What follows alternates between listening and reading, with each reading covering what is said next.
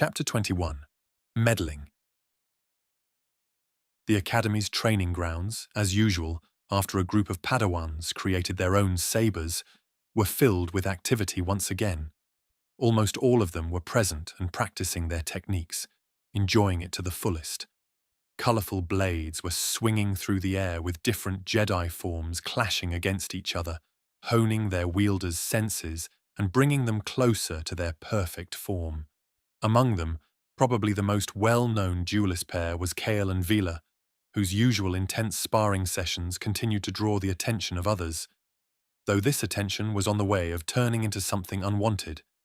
Iowi Murtak watched from the sidelines, his calm, serene-looking eyes following the force-guided movements of the two younger Padawans. Even though he thought the two were a possible danger to the Order, he acknowledged the fact that they were talented, both of them, but also, because of their talent, they are just as dangerous. Hopefully the Masters will see it too, and after he makes sure they reveal their darkness, they will be led back to the fold of proper Jedi. He could feel they would be a strong addition to the Order, and also a dangerous enemy.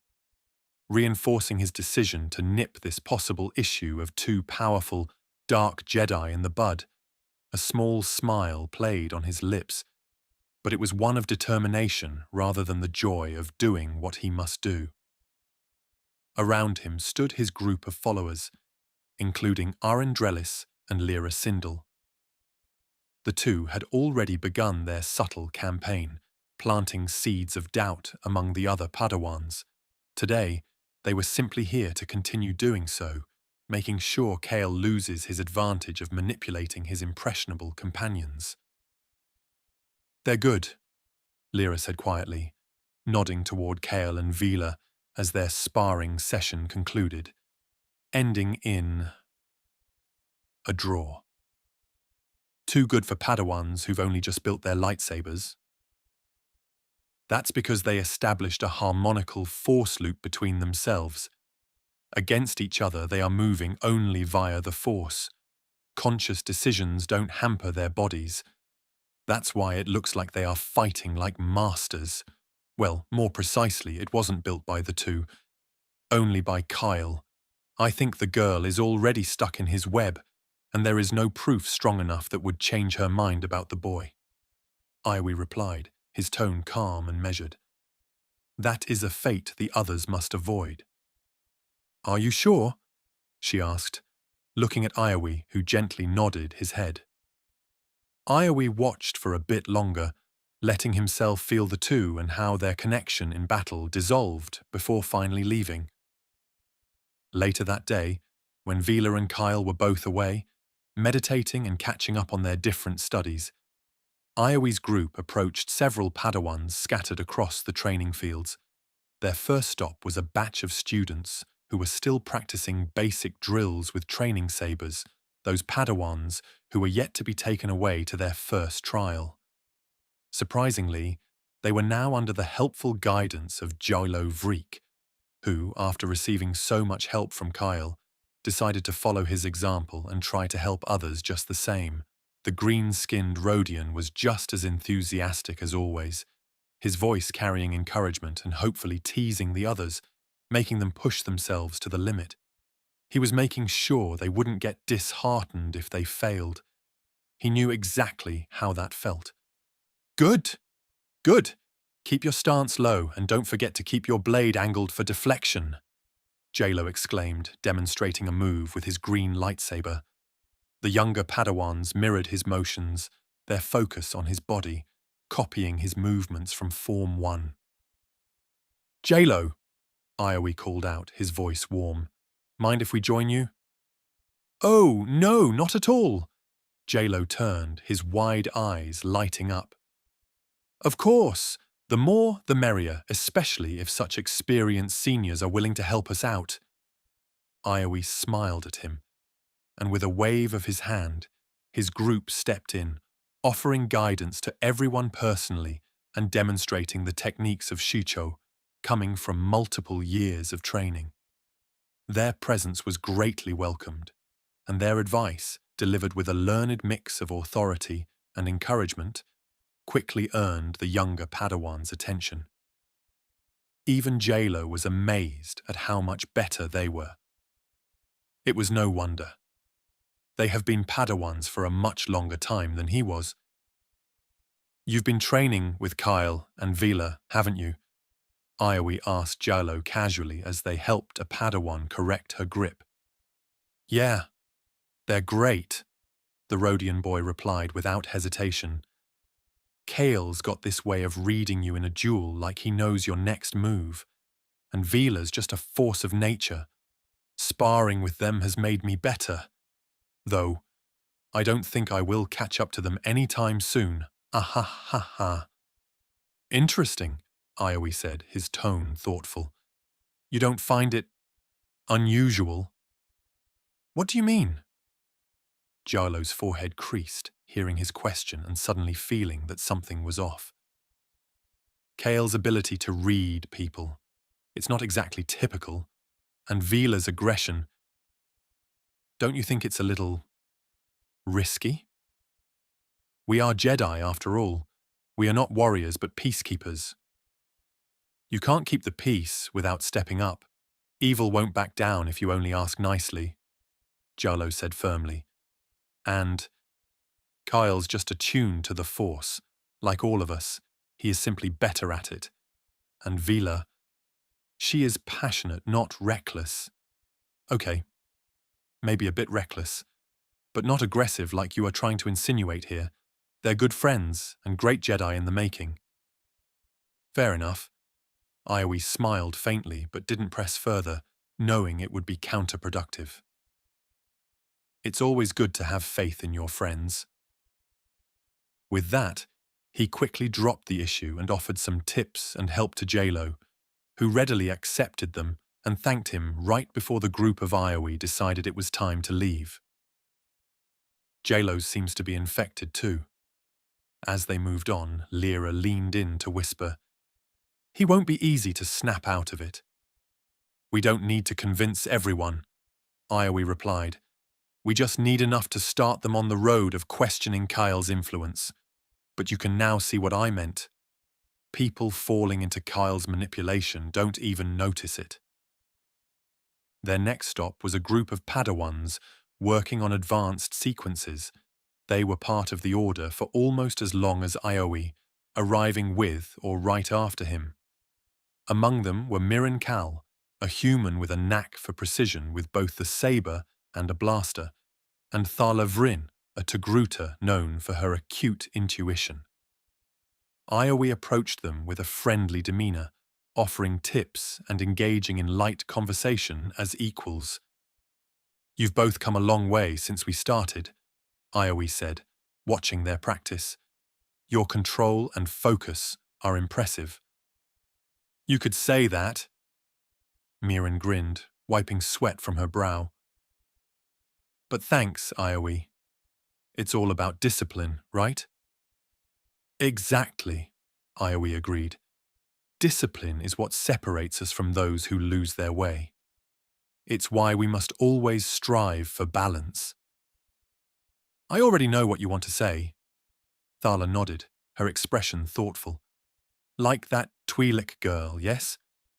One of your men found me about the last batch of Padawans." "You can't say you didn't notice. You are also one of those who always keep an eye out for the newcomers to help them gather their bearings." Thala remained silent at first before finally sighing. "She's strong, but sometimes I wonder if she lets her emotions take over a bit too much. But I don't think she is a danger to anyone, only to herself." "It's a fair observation," Iowi spoke carefully. "Passion can be a strength, but unchecked, it can lead to mistakes. And the other one, Kael, well, he's skilled, but have you noticed how he always seems to have the upper hand? It's almost like he's anticipating your thoughts." "We have yet to fight with them as they are younger." Myron's brow furrowed, looking at Iowi. "But now that you mention it—" "But," she corrected himself, shaking his head, "that is not enough, Iowi. Our gifts are ours to utilize. It does not mean we are nefarious if we rely on our natural attunement to the Force. Perhaps, Iowie spoke, his tone neutral. But it also could build up a personality that will start using it in every occasion, not only in battle, but in conversation. He could later on want to sway everything to happen in a way he thinks it should. The Force is powerful, but it's not meant to be used to control others.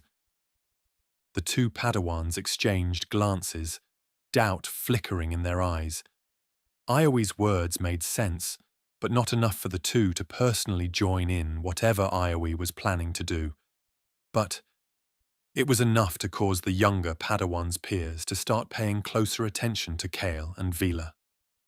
By the end of the day, Iowie and his group had engaged with nearly every Padawan in the training fields. Each interaction was short, blending genuine advice with subtle implications about Kael and Vila. Nobody within Iowie's clique ever accused them outright.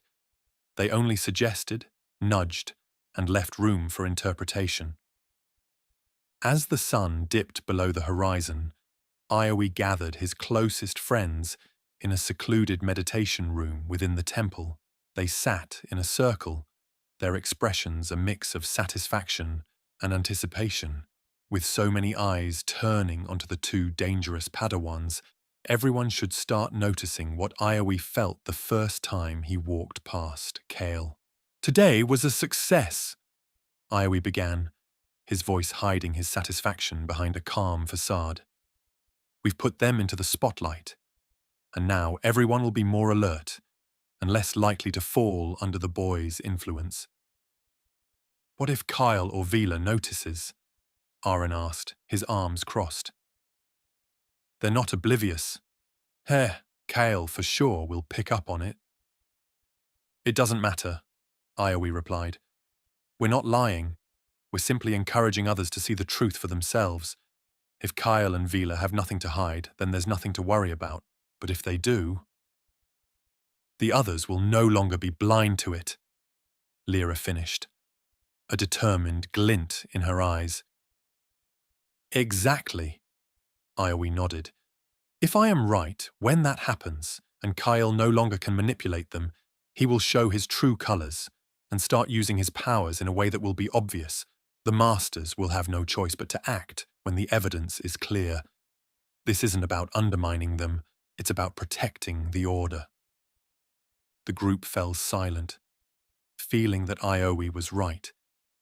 In their minds, they were not doing anything wrong. They were studying to be the guardians of the future galaxy, of the Jedi's future. They believed they were doing what was right, even if it meant walking a precarious line. They had to expose those who could be the next group of dark Jedi, or worse, the next Darth. For Iowie, his path was clear since he got his yellow lightsaber. He was to be the protector of the Grandmaster's vision for the Jedi.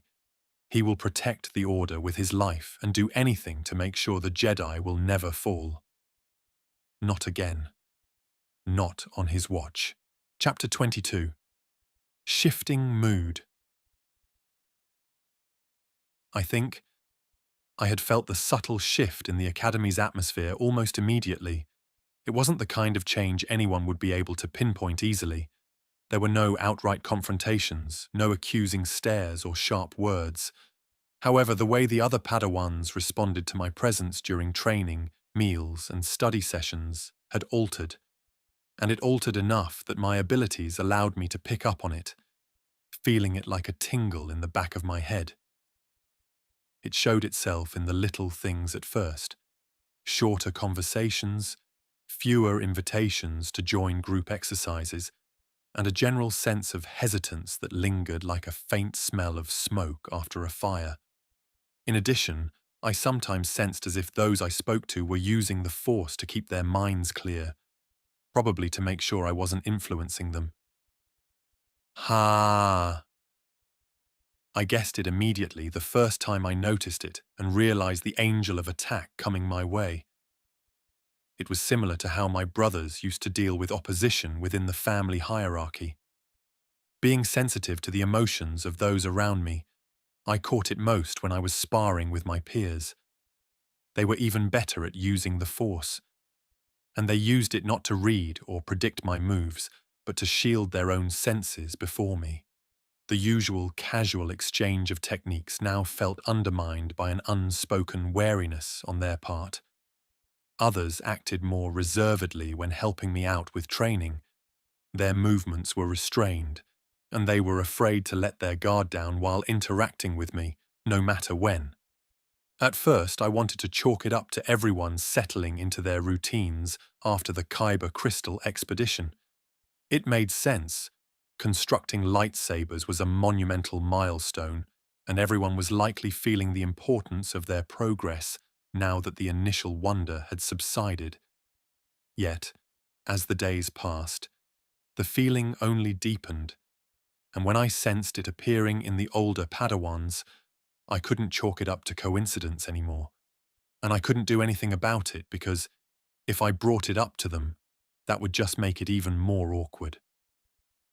My first thought was to push through it and let it subside by itself, but no matter how calm I wanted to be, it was still bothering me. I had to realize that it hurt. It was turning the academy into something that felt like I was back home again, and I hated the feeling. Something's different, I sighed, deciding to talk about it with Vila as we walked towards the training grounds. The early morning sun was just up, casting shadows across the courtyard. Our sabers hung at our belts, ready for another session, something I didn't know if I was in the mood to do. I just didn't want to say no to Vila and ruin her morning. "What do you mean?" Her leku twitched and she frowned, gazing at me, scrutinizing my face. She asked a few days ago if something was bothering me, but because I deflected her question, she didn't press on it. Now that I was the one bringing it up, she was 1 foot already in my mind, ready to get to the bottom of the issue. "I don't know." I hesitated, searching for the right words to put my thoughts into proper sentences. "It's like they're avoiding me, in some way. Avoiding eye contact, keeping conversations short, things like that." "That?" "Yeah, I noticed it too." Vila snorted. "Maybe they're just intimidated by how much better we've gotten. Most of the others are preoccupied with other things, so, of course, they couldn't keep up with us even if they tried. Because I am the only idiot who is willing to entertain you every morning." I smiled faintly, but shook my head, watching her grin. "It's not that. It's something else. Like they're unsure about us. Or me, at least." Vila stopped walking, her expression hardening. "Unsure? What's that supposed to mean? We've been training together for a year now. They know us. We've got nothing to prove or hide. What, getting their sabers got their brains screwed up?" "Probably. They just think more about the Force and how it could be used." I shrugged as I raised my hands in a calming gesture. "Don't get angry. Shh," I cut in, still in the middle of trying to prevent her from exploding. "I know. I'm not saying it's fair, but I can feel it. Something's changed." "Well, if they've got a problem, they can say it to our face," she growled, her hands balling into fists. "I'm not playing guessing games. I don't care if they dislike me, but then say it so instead of slinking and fake smiling at me. I don't think they know what they feel either." I shrugged, shaking my head, and pulled her along so we could start training, which now sounded right. At least I didn't need to think in a duel. I just emptied out my brain, only focusing on our movements. Over the next few days, the shift in the mood of the others became more apparent, this time even to Vila. During group training sessions, Padawans, who once joked with her, now offered only polite nods. My other sparring partners, looking for my advice a week before, grew less enthusiastic, our duels lacking the same camaraderie we once shared. It was more like if they had already asked me for assistance, it would be weird to suddenly turn my help down. The change wasn't universal, though. J-Lo remained as friendly and supportive as ever, and a handful of others seemed oblivious to the tension developing between me and the others, but it was enough to gnaw at Vila's patience until she could take it no longer. "Did you see the way that Lyra girl looked at me today?" Vila muttered during our evening meditation session, interrupting my attempt at it. We sat cross-legged in one of the quieter alcoves, the soft glow of orange lamps illuminating the space around us. Like I was about to rip someone's head off. She barely said 2 words to me, and when she did, it was like she was testing me, goading me, wanting me to go feral on her, like some animal. Humph. I almost did. I just didn't want to give her the satisfaction. "I noticed." I shrugged as I opened my eyes, my brow furrowing. Lyra's usually pretty reserved, from what I gathered. Maybe she's just having a bad day. "She's not the only one," Vila snapped. "Thala brushed me off earlier when I asked if she wanted to train together. I am good enough to challenge older Padawans, but they keep coming up with excuses. Tsk. And Aaron, don't get me started. He's been dodging me like I've got the plague, the coward." "You have too much energy." I sighed with a chuckle, but my smile quickly faded. The anxiety I had been feeling for the past few days was now constant, and it was making me unwell. It was making me unable to sleep, and I was tossing and turning instead. I wasn't feeling good. "I've noticed. It's frustrating. But getting angry about it won't help. We just have to focus on what we can control." "What we can control." Vila's voice rose again, and her saber suddenly clattered on her belt as her force powers trembled just as her mood. "Kael, they're treating us, especially you, like we don't belong here. After everything you have done to help them, it's not right. It is unfair." "Vila, relax. Keep your cool." I reached out, placing a hand on her arm. "I know. Believe me, I know. But if we push back too hard, it'll only make things worse, especially in your case. They want to anger you. Don't give in to them. We have to stay calm. Let them see who we really are, not who they think we might be. Then the others will come to their senses, and all this will blow over." "I don't like it!" Vila shook her head, her leku twitching with irritation with every breath. "You're too forgiving. If they don't trust us, that's on them, not us. You should stop helping them then." "Maybe, but I don't want them to think what they think is true." "They shouldn't think then." She snorted again. "It has been working for me. Just trust the Force, no?"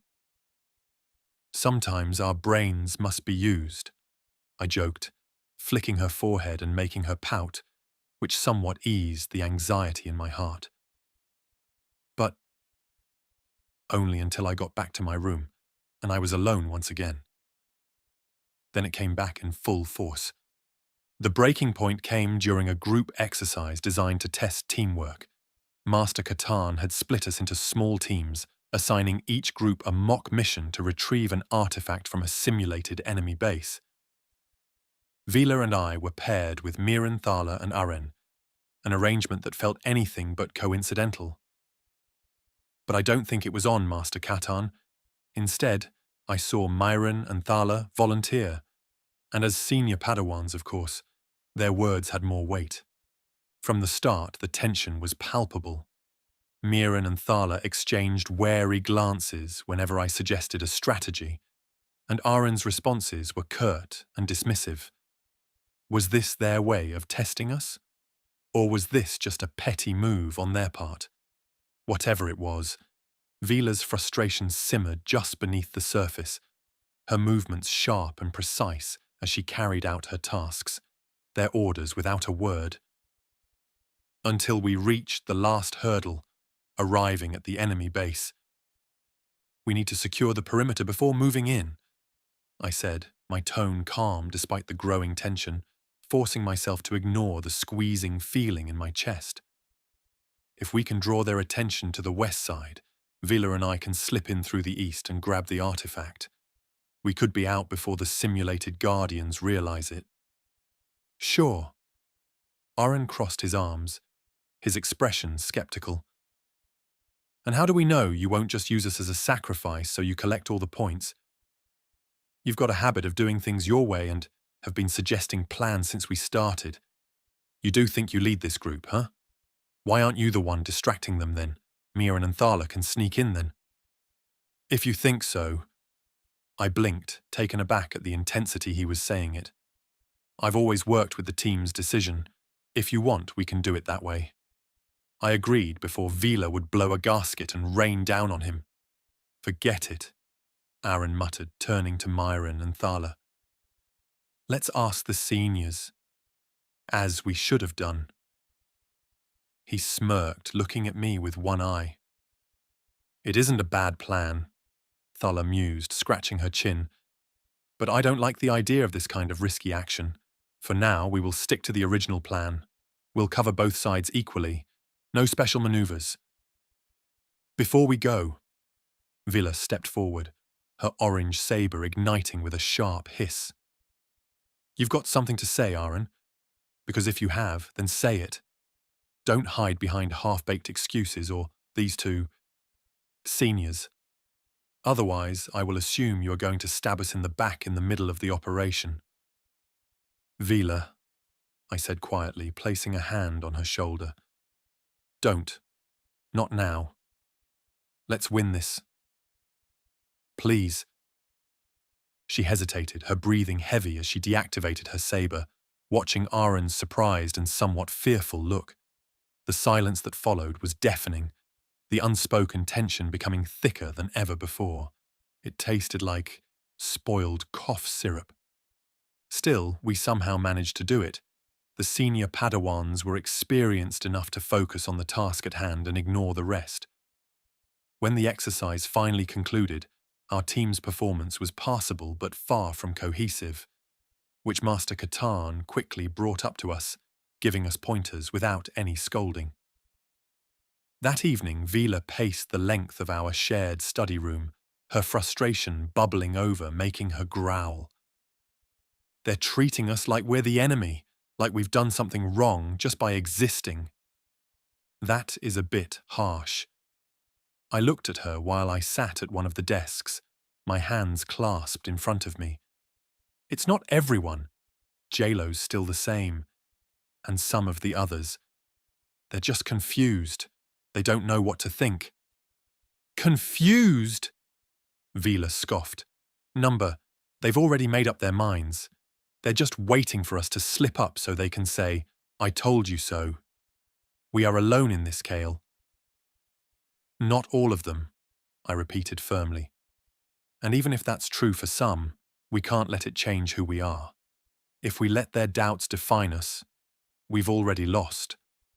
What I noticed is that those who really openly dislike us are all connected to Aaron and Iowi.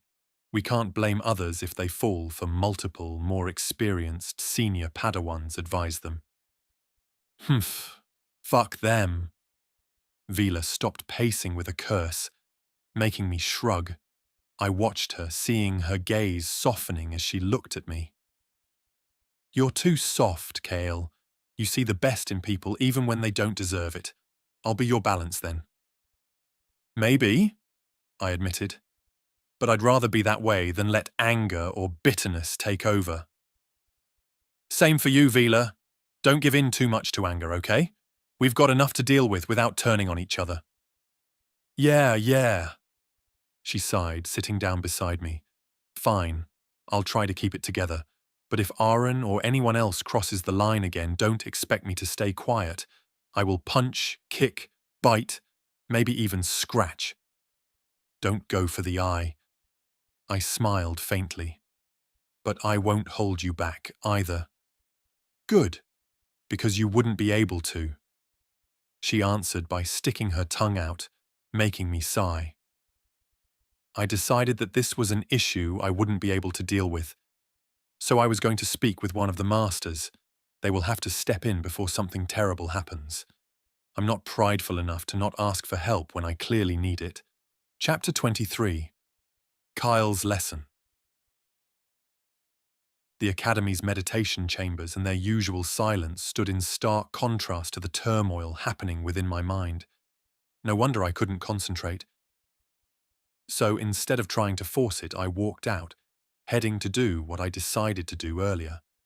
After a brisk walk, I stood outside the door to Ben Skywalker's quarters, my hands clasped tightly, rubbing knuckles, feeling nervous as I hesitated to knock.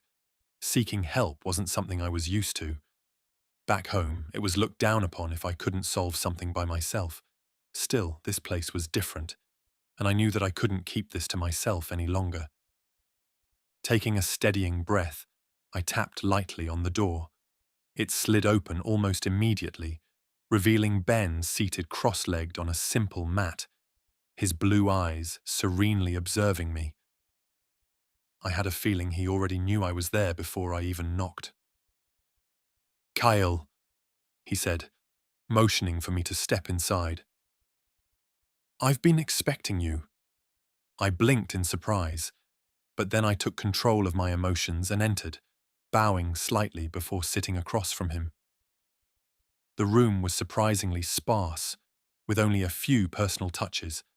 I noticed a small holoprojector displaying a serene mountain range on the back wall, a weathered datapad on a low table, and Ben's lightsaber resting beside it. "You knew I was coming?" I asked hesitantly.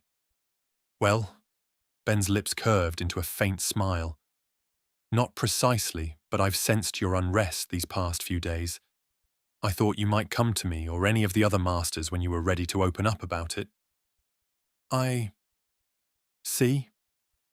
I nodded, my shoulders relaxing slightly. "Of course, they noticed it. That's good. I don't know where to start. Something's been happening, the way the others look at Vila and me. It's different, and I don't know what to do about it. I know why, I just don't know how to deal with it." Looking at his face, his eyes studied me for a long moment before leaning forward, resting his hands lightly on his knees, speaking in a quiet, calming voice. "You're perceptive, Kael. That's part of what makes you unique. With your natural ability in the Force, this was bound to happen. It is best to let it play out in a controlled environment where we can help." "Controlled environment?" I asked as I frowned. "What do you mean?" "The Masters are aware of what's happening," Ben continued calmly. "We've seen Ioe's influence growing in the past years. We were letting it happen, testing his capabilities as a leader, but so far it seems like he will fail his last test, especially after organizing his group's subtle attempts to plant doubt against you." "Wait." My heart sank suddenly, remembering how my father loved to teach me and my brothers back home, setting up ploys and pitting us against each other. "You've allowed it? Why?" Looking at him, Ben's expression softened, and he sat back, folding his arms before his chest, probably sensing my emotions fluctuate back and forth. "Because this is an important lesson, Kael, for everyone involved. The Jedi path isn't just about mastering the Force or learning combat. It's about navigating the complexities of trust, deception, and self-awareness. Everything that we, as Jedi, will face when we travel the galaxy. This situation is a crucible, for you and Vila, for the other Padawans, and especially for Ioe." "A test," I repeated, the word feeling heavy on my tongue. It didn't taste right. But it feels so personal, like they're judging me for something I didn't do. "And that's part of the lesson," Ben said gently, responding to my raised voice without matching it. "The doubts they feel come from within themselves. It's easy to trust when everything is clear and simple. But when uncertainty clouds their perceptions, that trust is tested to its limit. As Jedi, we can tell when someone who can't use the Force lies to us, when they deceive us. We are used to the fact that other Force users can't read us, only if they are stronger than us in the Force. But before you, they are laid bare open, like regular people before us, and they can't handle it. As for you, it's an opportunity to learn to deal with it now instead of letting it fester until much, much later when you are older and unable to adapt to it in time. This is the time to learn, Kael. You must show them who you are through your actions, not just your words, so they no longer fear your ability, and they won't harbour doubts towards you in the future when your powers bloom to their fullest. I looked down at my hands, turning the explanation over in my mind. It made sense. I could understand it, and Vila? I looked back up at him. She's taking this hard. She feels like it's a betrayal, I exclaimed, worried. That's her test, Ben answered, to find a balance between her passion and her patience. She has issues with trust, and it is a given, knowing her background. But she can't react to all negativity with aggression. She needs to learn to deal with it, to channel her frustration into something constructive. And for Iowe, Ben paused, his gaze growing distant. He's on his own path, trying to reconcile his sense of duty with his need for control. Whether he succeeds or fails will depend on his ability to see beyond his own perspective. So far, he shrugged, it doesn't look good. But Master Skywalker ... I took a deep breath after a minute of silence, playing his words back in my mind, starting to see the lesson behind them. I just don't know if I'm strong enough to handle this. And you don't need to. Ben leaned forward again, his voice kind, looking to hold my gaze while explaining.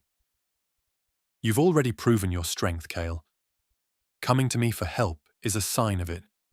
Being too proud to ask for support. That's not the Jedi way. By seeking me out, you've shown humility and courage. Those are traits of a true Jedi. The words settled over me like a warm blanket, easing some of the tension in my chest that refused to leave in the past days. I felt relieved, and it was such a good feeling. Thank you, Master Skywalker. You don't have to. Ben nodded. Now, let's talk about your gift and how to master it. Your ability to sense emotions, to connect with others so naturally. It's powerful, but it can also be a burden if left unchecked. I understand what that's like. Really? Suddenly, after feeling relieved, my curiosity was instantly piqued. You do? Yes, he whispered, closing his eyes for a moment as he straightened his back slightly. When I was your age, I struggled with something similar.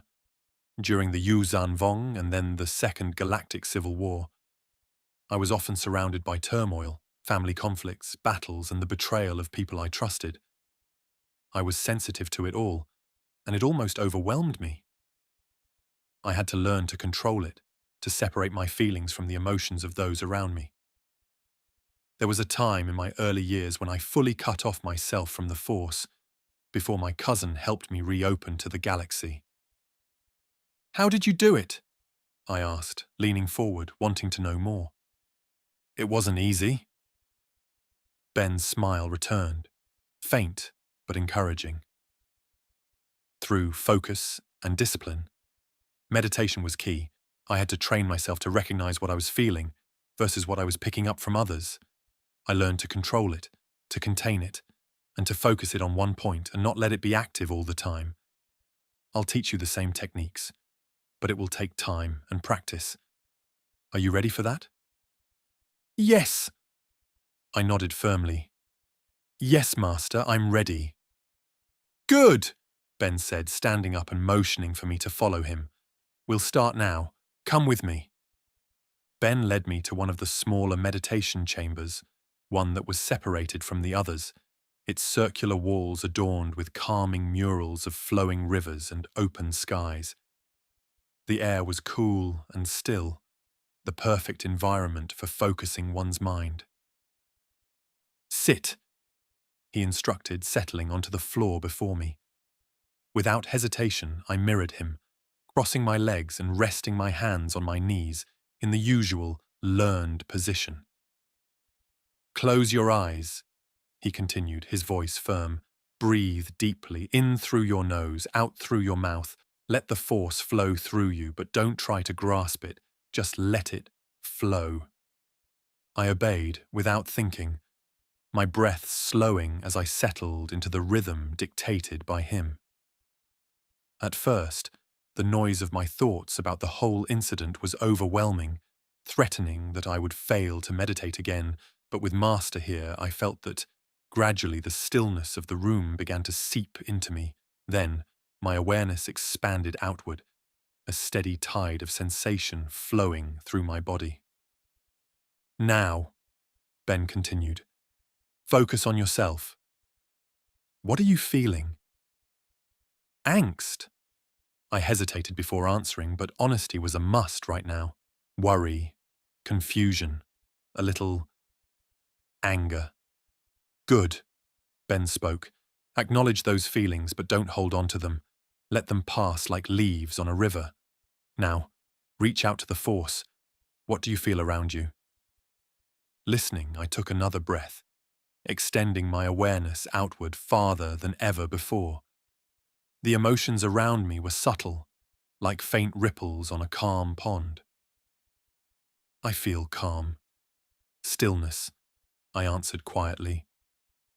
And you, Master Skywalker? You're steady, grounded. That's right, Ben whispered, his tone approving.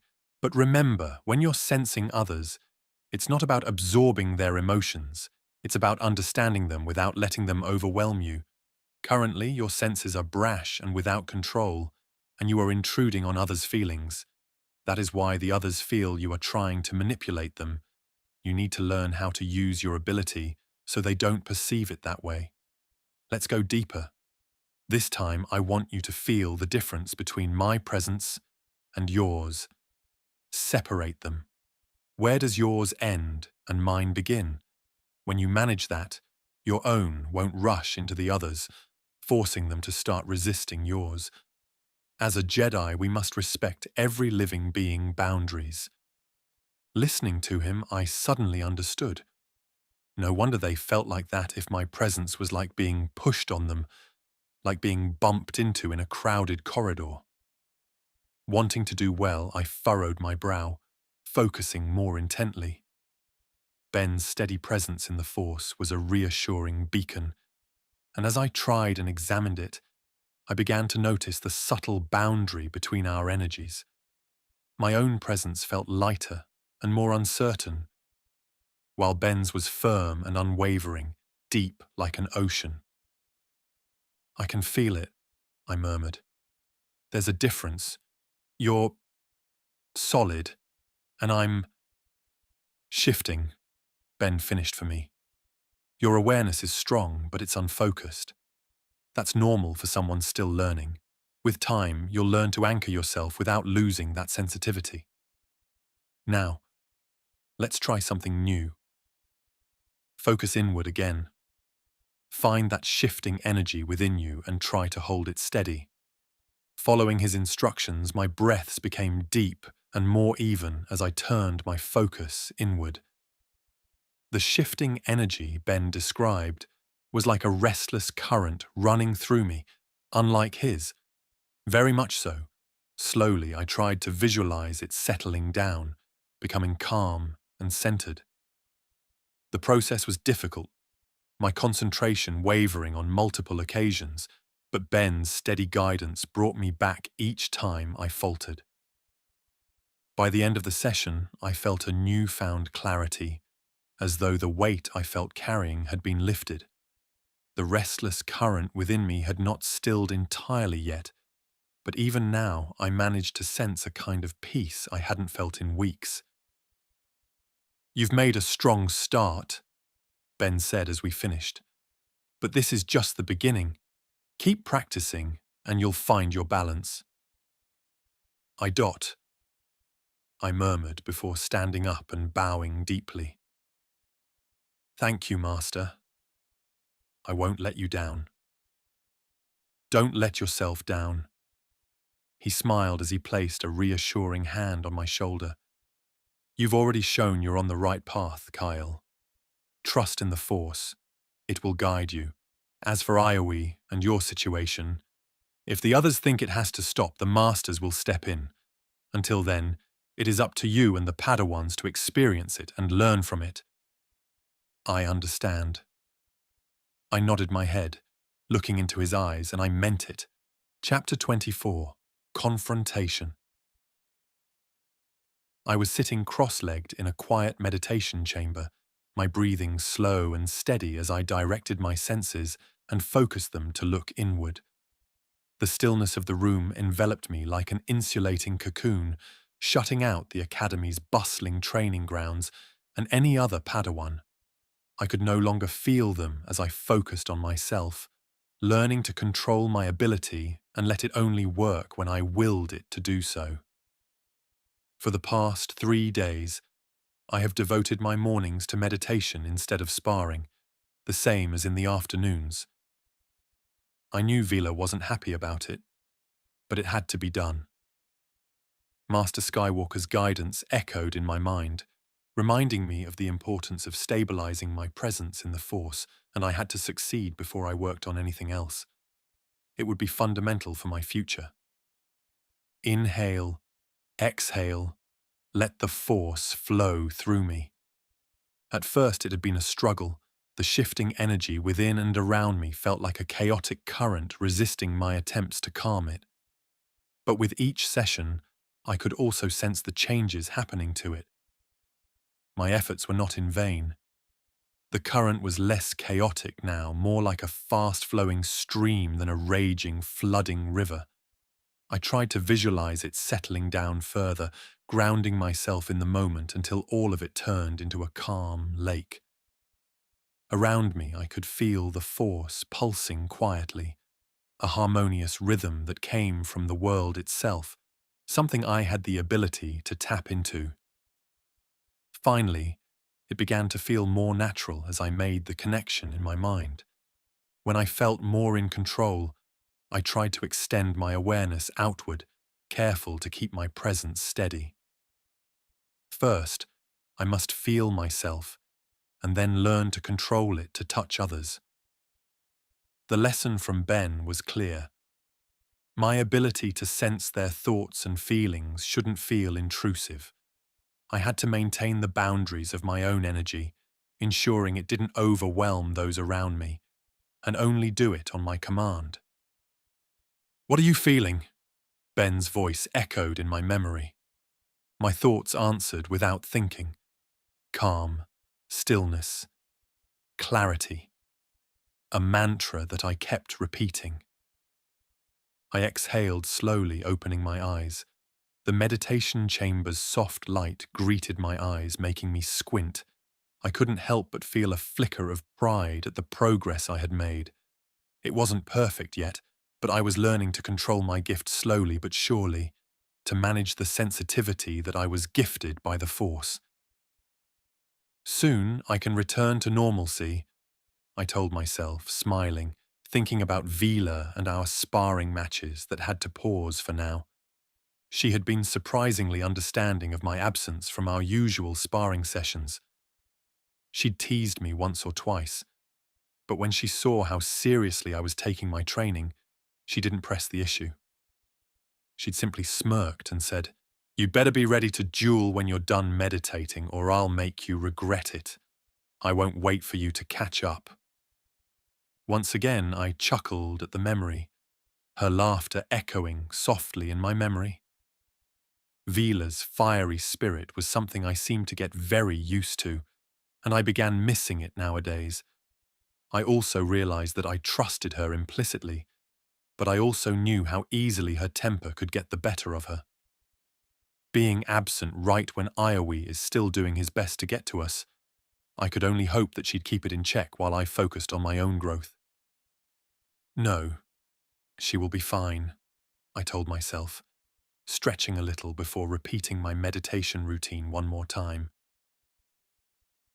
The training grounds were, as usual, noise from the shouts of Padawans exchanging techniques, their sabers clashing as they sharpened their mastery of their chosen forms.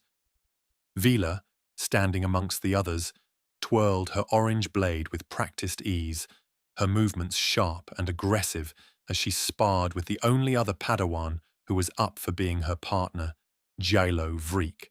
The Rhodian, despite being battered and pushed back at every possible moment, chuckled, his green saber clashing against hers in a flurry of strikes, trying his best to hold it together longer than yesterday.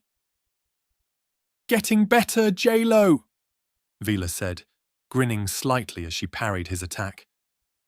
"But you're still too predictable with those overhead strikes." "Predictable?" Jailo moaned, feinting left before sweeping low with a rapid spin. Even with this trick, she quickly managed to block and push back, making Jailo stumble back as she pressed the attack and the sudden opening. "Whoa, whoa, you win, you win!" He laughed, raising his free hand in mock surrender. "You win this round!" "Too easy! Don't give up so quickly!" Vila shrugged while she deactivated her saber, offering him a hand. "Good match, though. You're improving." "Thanks." Jailo accepted the hand, but before he could say anything more, a sharp voice cut through the noise. "Well, that was spirited," Iowi Murtak said, his tone laced with an underlying condescension. He stood at the edge of the training area, flanked by Aaron Drellis and Lyra Sindel. Their expressions mirrored Iowi's. It was calm, controlled, and only faintly judgmental, just enough for Vila to notice it. "Huh?" Vila's leku twitched as she turned to face them, her eyes twitching, and she was already feeling her anger rising. "Got something to say, Senior Padawan Iowi?" "Only some of my heartfelt advice." Iowi smiled faintly. "Only that your form lacks discipline, all that energy, yet so little refinement. It's no wonder some Padawans question whether you're fit to wield a lightsaber. You need to go back to the basics and fix your foundation, Padawan Vila." Hearing him speak, Vila stiffened. Although to many it may sound like advice, she knew it better. No wonder her orange blade snapped to life again. "Say that again." Jailo stepped between them, his hands raised in a placating gesture. "Hey, let's all calm down. No need to—" "Stay out of it, Jailo." Vila snapped at him, her voice tinged with anger. Her gaze locked onto Iowi, who remained unfazed, a kind of "I told you so" expression plastered on his face. "I don't need to repeat myself," Iowi said smoothly. "Your aggression speaks for itself. It's exactly what the Masters warn us about, letting our emotions cloud judgment. It leads us astray, to the dark side." "I'm not the one clouded by anything!" Vila shot back, her voice rising, but she wasn't helping herself, not in that moment. "You and your little group have been spreading lies about Kael and me, twisting everyone's opinions. Don't think I haven't noticed." "Lies?" Aaron stepped forward, his expression cool. "Maybe you should take a look at your own behavior before making accusations. You're proving our point right now. We don't lie. We are Jedi, unlike some others." "You—" Vila's saber hissed like her voice as she took a step forward, her anger palpable by everyone around her. It was radiating from her body through the Force. "You don't get to judge me, or Kael. You don't know anything about us. You are not a Jedi Knight, especially not a Master Padawan." "Vila," Jailo tried again, his voice more urgent, but she was beyond reason. "You think you're so perfect, Iowi," she continued, her voice trembling with emotion. "You think your little clique gets to decide who's worthy of being a Jedi?" While speaking, she couldn't help but remember her master and how he thought he could determine which of his slaves lived or died, or how they were used. It just made her fingers wrap around her saber's hilt with a reinforced strength. "You're just a bunch of cowards hiding behind rules and pretending it makes you better than everyone else." The surrounding Padawans had stopped their training, forming a loose circle around the confrontation by now. It was rare to see something like this happen, but it was not something they wanted to miss. Murmurs rippled through the crowd as Vila's words hung in the air. Iowe's calm demeanor cracked slightly after listening to her, a flicker of irritation crossing his face because he had nothing to openly refute her with. He quickly tried to take a breath, refocusing his thoughts and not let Vila anger him. "You're out of control," he said, his voice low but firm, "and you're proving everything we've said about you. You are unfit to be a Jedi." "Enough!" A commanding voice rang out the moment Iowe said those last words. Master Katarn strode into the circle, his presence immediately silencing the crowd and forcing both parties to take a step back. His gaze swept over the group, lingering on Vila and Iowe, reading them and their feelings. "What is going on here?" "A confrontation," Vila said first as she deactivated her saber, her chest heaving as she struggled to rein in her emotions. "They've been spreading lies," she continued, her voice shaky but defiant even in the face of Master Katarn. "About Kael, about me, trying to turn everyone against us, and I had enough." Master Katarn's expression remained unreadable as he turned to Iowe. "Is this true?" he asked, but Iowe could feel it was done out of necessity. He had to know about it. That was what Iowe felt. "We've only been encouraging our peers to consider the traits of a true Jedi."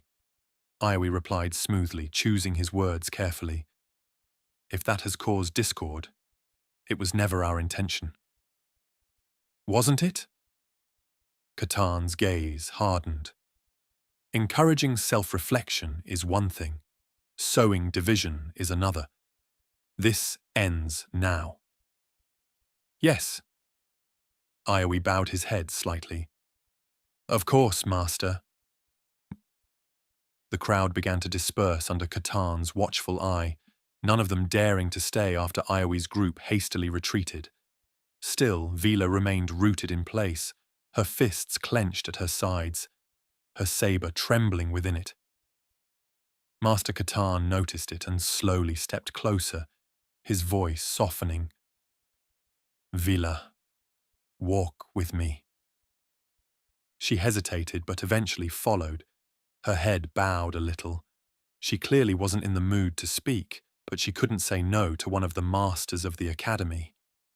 J-Lo cast a worried glance towards the academy, trying to see into Kael's usual meditation chamber, then back at Vila as she disappeared with Master Katarn. In the end, he couldn't help but let out a long shrug. Suddenly, feeling something troubling, I opened my eyes. Refocusing, trying to catch it, I began sensing the faint echo of Vila's anger through the Force. "So they went for her." I sighed, knowing that my friend's fiery spirit had once again set events into motion. So much so that one of the Jedi Masters took action. Maybe this farce is coming to an end. I do hope so. Chapter 25. Vila's Lesson. The Jedi Temple's corridors were quiet as Master Kael Katarn led Vila away from the training grounds and its noise. They said nothing for the past 5 minutes, only walking side by side, entering the ancient temple's depths as the young twi'lek followed the old Jedi Master. She was still frustrated. Her previous anger was only subsiding, but it was still present, simmering under her violet-colored skin, turning it almost pinkish. Master Katan's steps were measured, neither hurried nor slow, and Vila followed begrudgingly, her leku twitching in her frustration. She wanted to fight, but her encounter with Iowi was cut short. Even then, what the older Padawan did was the last straw. Though she respected Master Katan, she was in no mood for a lecture, and she knew she would find him again and challenge him to a duel, as many times as it took, right until he accepted, and she made him kneel before her feet. While thinking about her victory, they entered a smaller training chamber, one used for more intimate lessons, surprising Vila after she recognized the arrangement within the chamber. The room was sparsely furnished. Only a few meditation cushions and a simple rack of training sabers lined the walls, holding old, maybe even decades-old hilts. Master Katan gestured for Vila to sit, and after a moment's hesitation, she dropped down cross-legged, arms crossed over her chest, still showing her indignant mood. The old Jedi remained standing for a moment, observing her with an unreadable expression behind her grey beard. Then, with a slight exhale, he settled onto one of the cushions across from her. Their silence continued, stretched between them, slowly becoming heavy and slightly uncomfortable for Vila. She was about to speak when Master Katan opened his mouth. "You're angry," he said finally, his voice level, without accusations or edge. "Humph." Vila snorted. "You think?"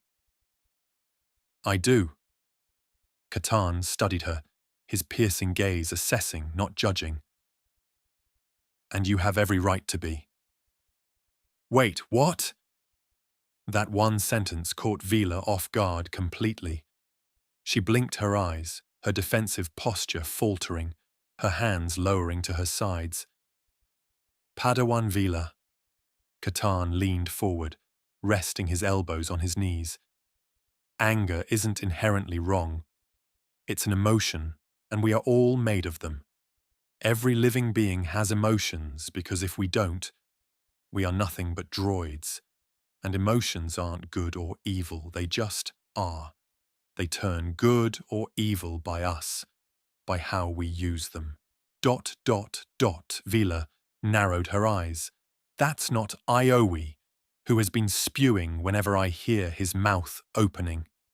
"True," Katan admitted, "but he is not a master, so don't take his words as our teachings. Still, there is truth in what Iowi believes in." "Really?" Vila scoffed with sarcasm. "Yes, because unchecked anger leads to reckless actions. As I said, it depends on how we use our emotions.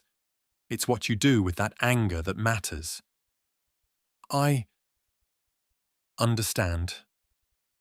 She exhaled sharply, looking away, feeling her cheeks blush because deep down, he understood Katan's words. He was provoking me, Iowi, doing so for weeks. He and his little clique, they've been twisting things, turning people against me and Kael. If you ask me, Master, they are more evil than me when I get angry. "I know," Katan said simply, "and I know why it makes you angry. I know why it feels familiar to you too. We all know because we are testing you all. Being a Padawan means learning and going through experiences that can twist and turn a Jedi. To go through emotions under our watch so you don't get confounded and end up in a way that you would regret yourself in the future." Vila stiffened at his words, slowly blinking, glancing at his face, but never for long, unable to keep eye contact with him. "We all are aware, Padawan Vila," Katan continued. "You spent your childhood being judged, being controlled, told what you were worth and who you could be. A slave. Now, you're finally free. And here comes Iowi, trying to put you in another little box, telling you what you are and what you aren't. ... She clenched her fists. "Exactly." "Vila." Katan's expression softened. That anger. It's justified, but if you let it control you, you're letting him win. I dot. Vila swallowed, her grip on her emotions wavering, her fists balling up and relaxing, switching between emotions constantly. So what? I'm just supposed to let it go? No, Master Kaetan continued, shaking his head. You're supposed to understand it, and then direct it. Make it serve you instead of the other way around. Anger will lead you to make decisions that can ruin you and everything around you. Anger doesn't tolerate friends. It only wants you to be alone, abandoned, forever. That ... Vila frowned. That sounds dangerous.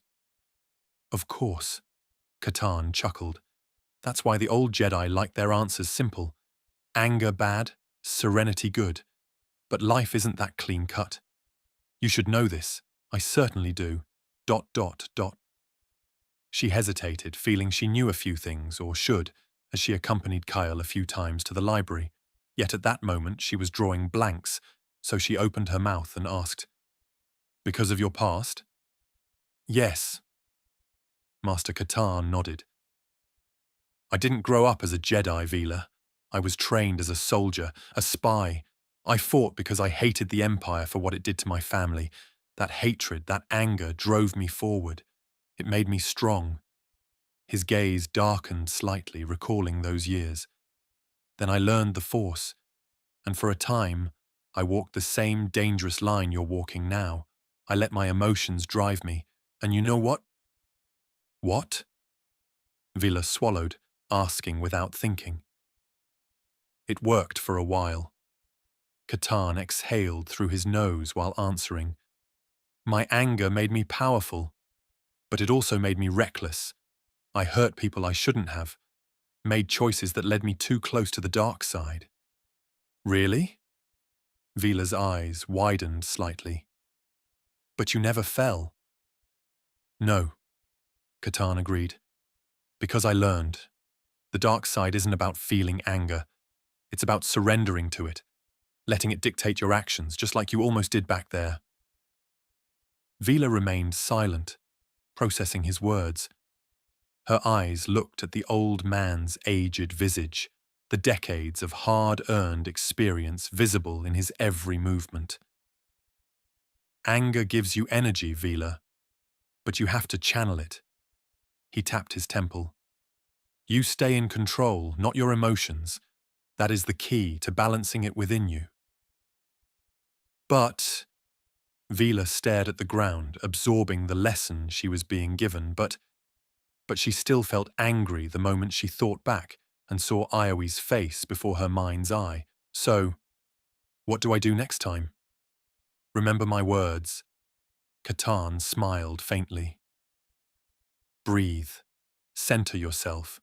Use your anger, but don't let it use you. I will. Try. She nodded slowly, then looked up, asking with a hardened gaze. What about Iowe? That ... Kaetan sighed. He thinks he's right, and that makes him dangerous in his own way. But you? You don't have to prove anything to him. Isn't that true, Padawan Vila? You just be better. ... Vila let out a breath, some of her tension fading, making her whisper an answer. I'll try. That's all I ask, Kaetan said, standing. As for Iowe, when his time comes, he will also have a visit from one of the masters. We all are watching, even if you don't notice us, Vila. Now, get some rest. You'll need it. Elsewhere in the temple, Iowe sat alone in quiet meditation. He should have felt satisfied. He had said his piece. He had exposed Vila's instability in front of everyone, and yet something gnawed at him, the last-minute intervention. Something about it made him worried. The way Master Kaetan had stopped him, the way his words carried weight made it seem as if he knew more than he let on. Iowe had expected a simple reprimand, but the respected master had looked at him like he was the one who needed to reflect. He frowned, folding his arms. "I was right," he muttered to himself. "Wasn't I?" "I was. I know." Seeking clarity, Ioe closed his eyes once again and reached out with the Force. He sought balance and a sense of certainty and wanted to follow the Jedi code, the old Jedi way. But as he stretched his awareness, the currents of the Force around him seemed clouded and muddled. They missed their usual clarity, obfuscating the answer he was looking for, something that reminded him of his early years when he first came to the academy. Instead of affirming his beliefs, the Force offered only uncertainty.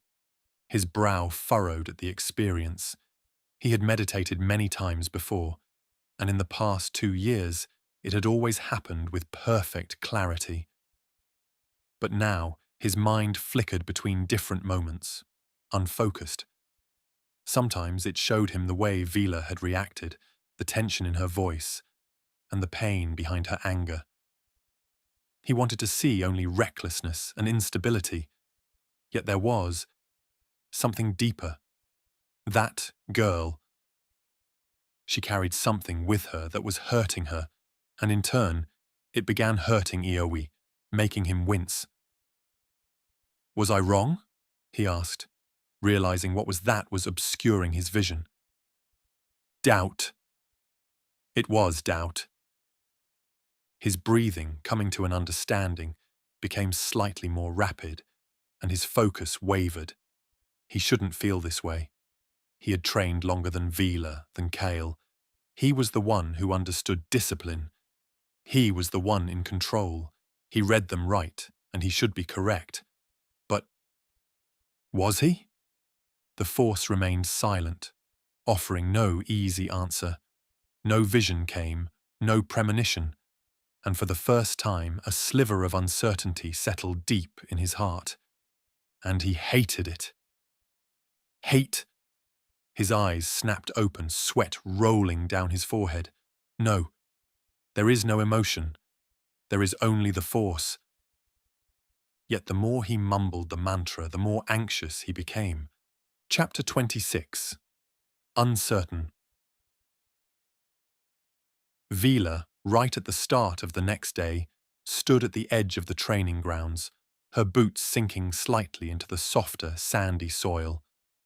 At the moment, she didn't wear any shoes or socks, letting the natural feeling travel up through her feet, feeling herself much more in sync with the world.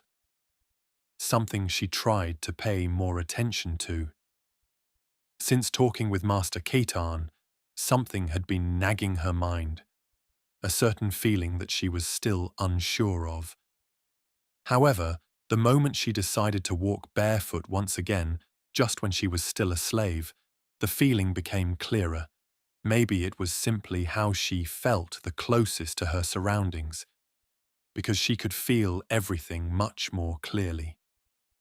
Standing there, for now alone, she gripped the hilt of her saber tightly, the familiar and comforting feeling pressing against her palm. Suddenly, she realized she was much more attuned to the Force this way than trying to meditate in an alcove. The warmth of the hilt anchored her much better, grounding her thoughts as she collected them, focusing on the lesson Master Kaetarn bestowed upon her, even if she was unsure if she truly understood it. "My emotions," she muttered to herself, twitching her leku once as Ioe's face and words resurfaced in her mind. Quickly, she replayed Master Kaetarn's words in her mind, the lesson in them hidden somewhere, subconsciously pressing against her stubborn instincts and flaring anger. Control isn't about suppressing who you are. It's about channeling your strength, not letting it control you. She repeated out loud, but she still wasn't used to holding her emotions back. Keeping them in check wasn't easy. Her passion had always been the fuel that kept her from falling into despair. It was her fire, the thing that set her apart from her master's other broken slaves. But that was then. If she wanted to prove herself, to show the others and herself that she was more than just a reckless, uncontrollable savage, she needed to learn. Even she could understand that, although she would never say it out loud. Not even to Kael. "Hoi! Vila!" echoed a voice, making Vila flinch, returning from her sudden meditative state. It was Jilo, sounding ever eager, standing before her, waving his hand before her face. The faint glow of the morning sun was reflected in his large eyes, and his green skin was reflecting it into Vila's face as he stood way too close. "Finally! I have been calling out to you for minutes. What were you doing? Some kind of battle meditation? You looked way too serious, Vila." He sighed, spinning the hilt of his saber around his hand, using the force to do so. "Something like that. Yes." She rolled her shoulders with a simple smile, exhaling slowly through her nose. "I guess you are here to fight me." "Ugh, not really." He flinched, stopping spinning his weapon, but he already knew it was too late to back out. "Just a quick morning exercise." Vila grinned, and a minute later they faced each other. As they moved, Vila's body was faster than ever, her bare feet carrying her through the air, letting her adjust to the force much better, making her feel much more free, even if it reminded her of the time she was a slave. Their blades clashed with a sharp crack, sending blinding sparks skittering into the air. Normally, she would have thrown herself into the fight with raw, relentless aggression, forcing Jilo onto the defensive with a flurry of strikes just as usual. But today, she tried something different. She parried carefully, following the instincts she had picked up from the countless duels against Kael. This time, she measured her strikes and took brief pauses instead of lunging at every opening, incorporating bits and pieces from Kael's Makashi. Jalo, sensing the change since the start, frowned as he tried to hold on and adjusted his stance in a hurry. "Okay, what's going on?" he asked, deflecting her next strike with a quick twist of his wrist, gasping for air. "This isn't you. This is even scarier." "Nothing."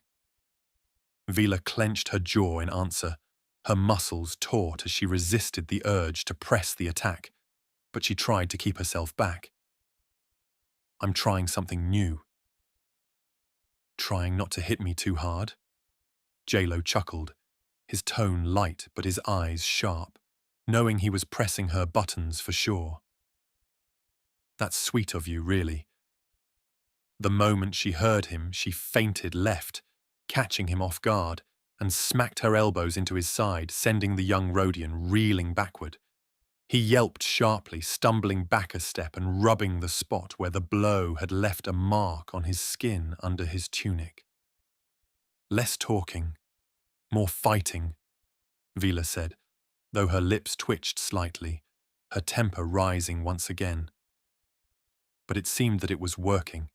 If she learned to control it and release it in bursts, she could gain a surprising advantage over her opponent, who gets used to her restrained rhythm, making them unable to react when she switches from a measured form to an explosive and more passionate one. "Me and my mouth," Jalo grunted, struggling to breathe properly. "A lesson for me." "Should we stop?"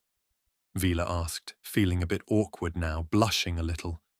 She didn't want to really hurt him. "Nah, I'm fine," Jalo shuddered, shaking his body. "Let's go." He nodded, retaking his dueling posture. As the match continued, she noticed something else. She could remain in control. She was still strong, still fast, but she wasn't just reacting anymore. She was thinking ahead, watching Jalo adapting to his movement.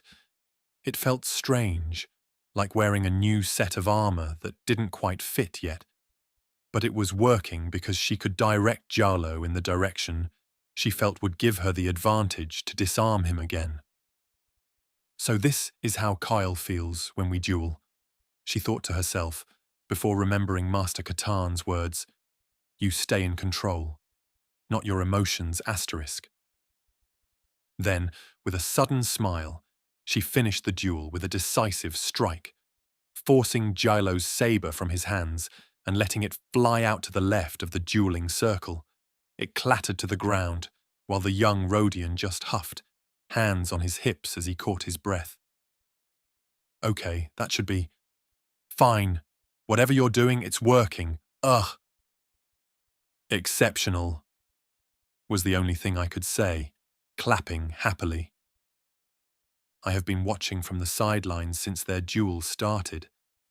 Having just finished my meditations for real, I had returned to the training grounds feeling more in control of my presence in the Force than I had in weeks, and I was hoping to find Vila here, knowing I have been ignoring our usual dueling routine. Seeing her fight with more restraint was a surprise, though not an unwelcome one. Now, I was also looking forward to our spar once more. "Did I miss something?"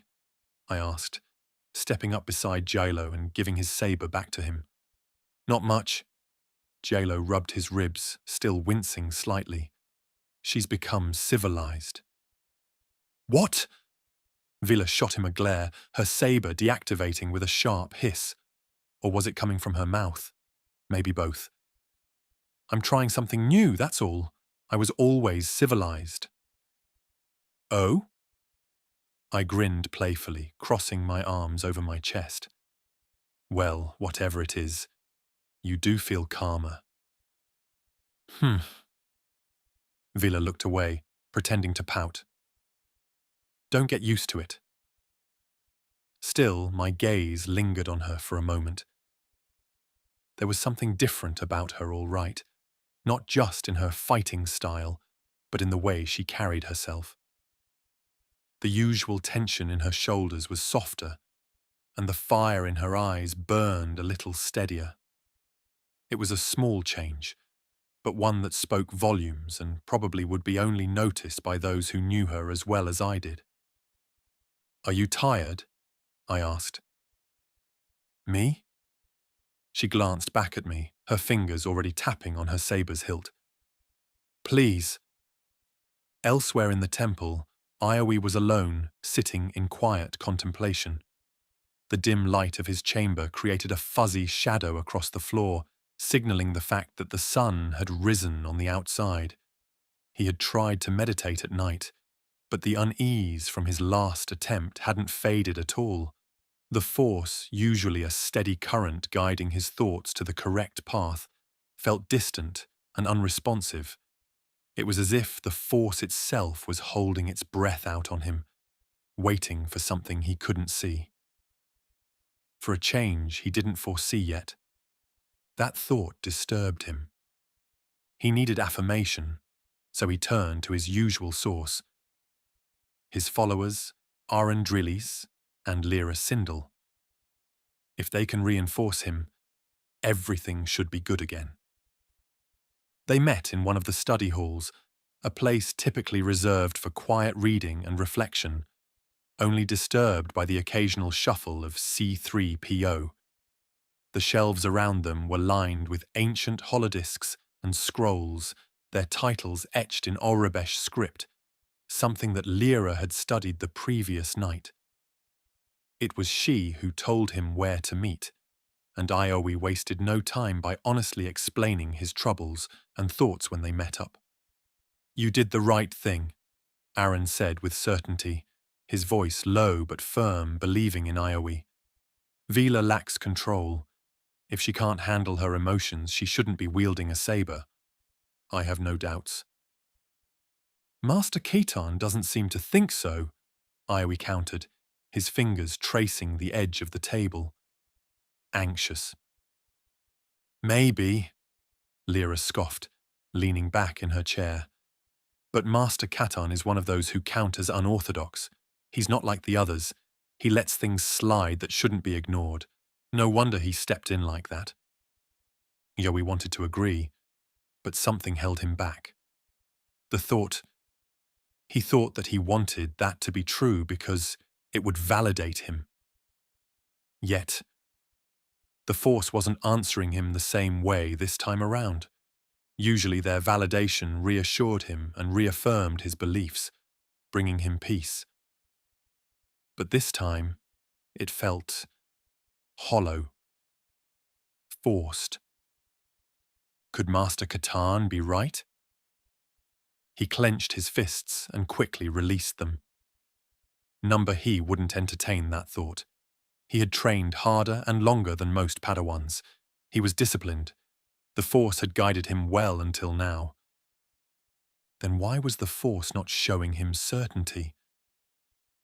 As Iowai sat in his own doubts, it was as if a shadow loomed over him.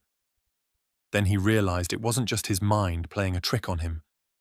When he looked up, he saw Master Vylin Cadrin, the calm, diplomatic Jedi Master, standing next to him. She rarely raised her voice, but always carried an air of quiet authority wherever she went. Her robes were a deep, earthy brown, and her presence in the Force was like a steady flame, warm but unyielding. "Iowi," Master Valen said smoothly, her hands clasped behind her back. "Walk with me." Iowi hesitated, looking at the others only once before he obeyed the half-request, half-order. They strolled through the temple halls in silence for a few moments, the soft tap of their boots echoing against the stone floors and walls.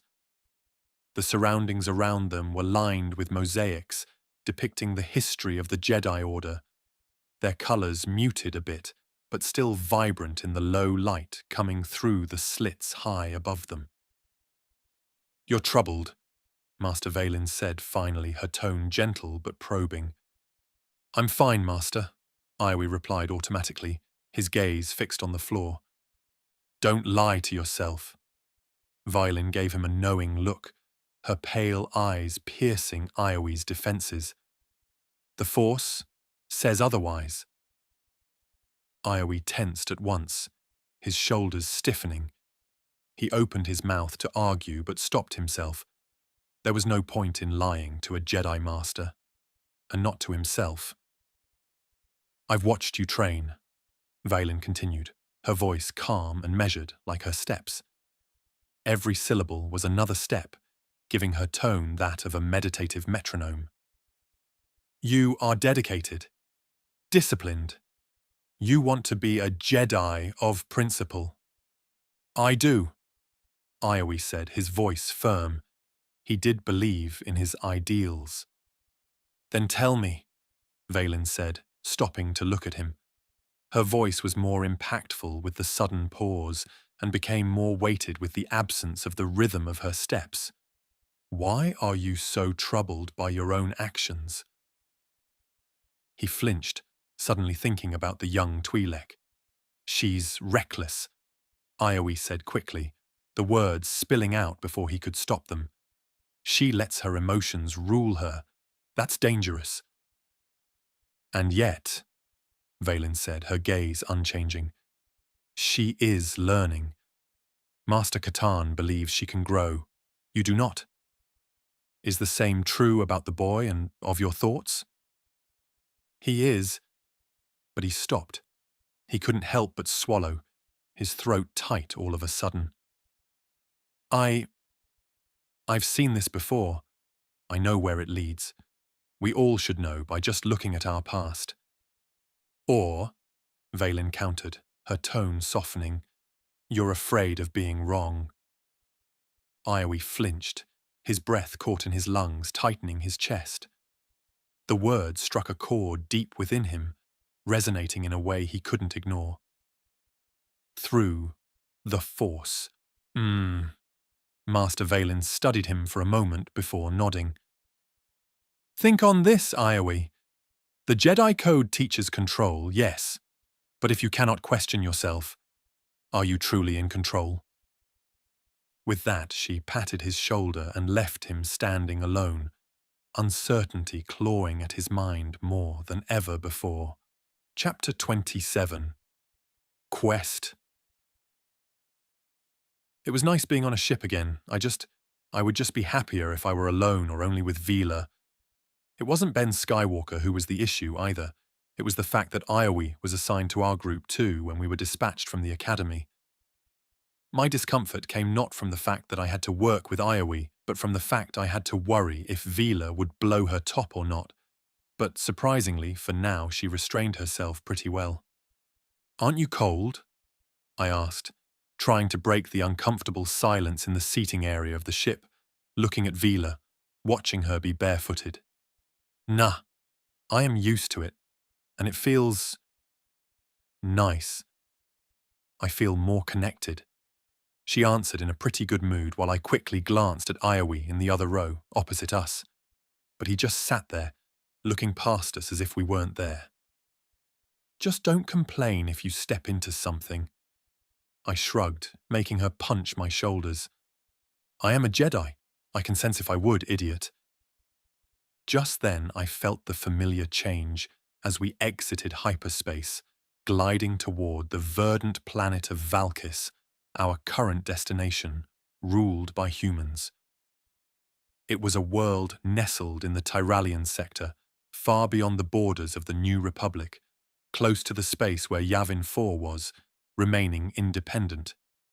Unlike the stabilized and bureaucratic core of galactic politics, Corellian worlds or the Remnants sectors, this region of space was a patchwork of independent systems, each vying for their own influence and autonomy. Valkis itself was a planet of vast green fields, endless farmlands, and a sprawling trade hub above the planet. Still, at its heart, it was a world on the verge of internal collapse as its trade had been frozen for the past year or so. According to our briefing, two powerful factions of the planet, the agricultural guilds and the trade consortium, were locked in a bitter dispute over export rights, taxation policies, and labor conditions, feeling it to be an impossible knot to solve by themselves, and without an intergalactic governing body to intervene. The local government had turned to the only neutral power they could trust, our Jedi Order.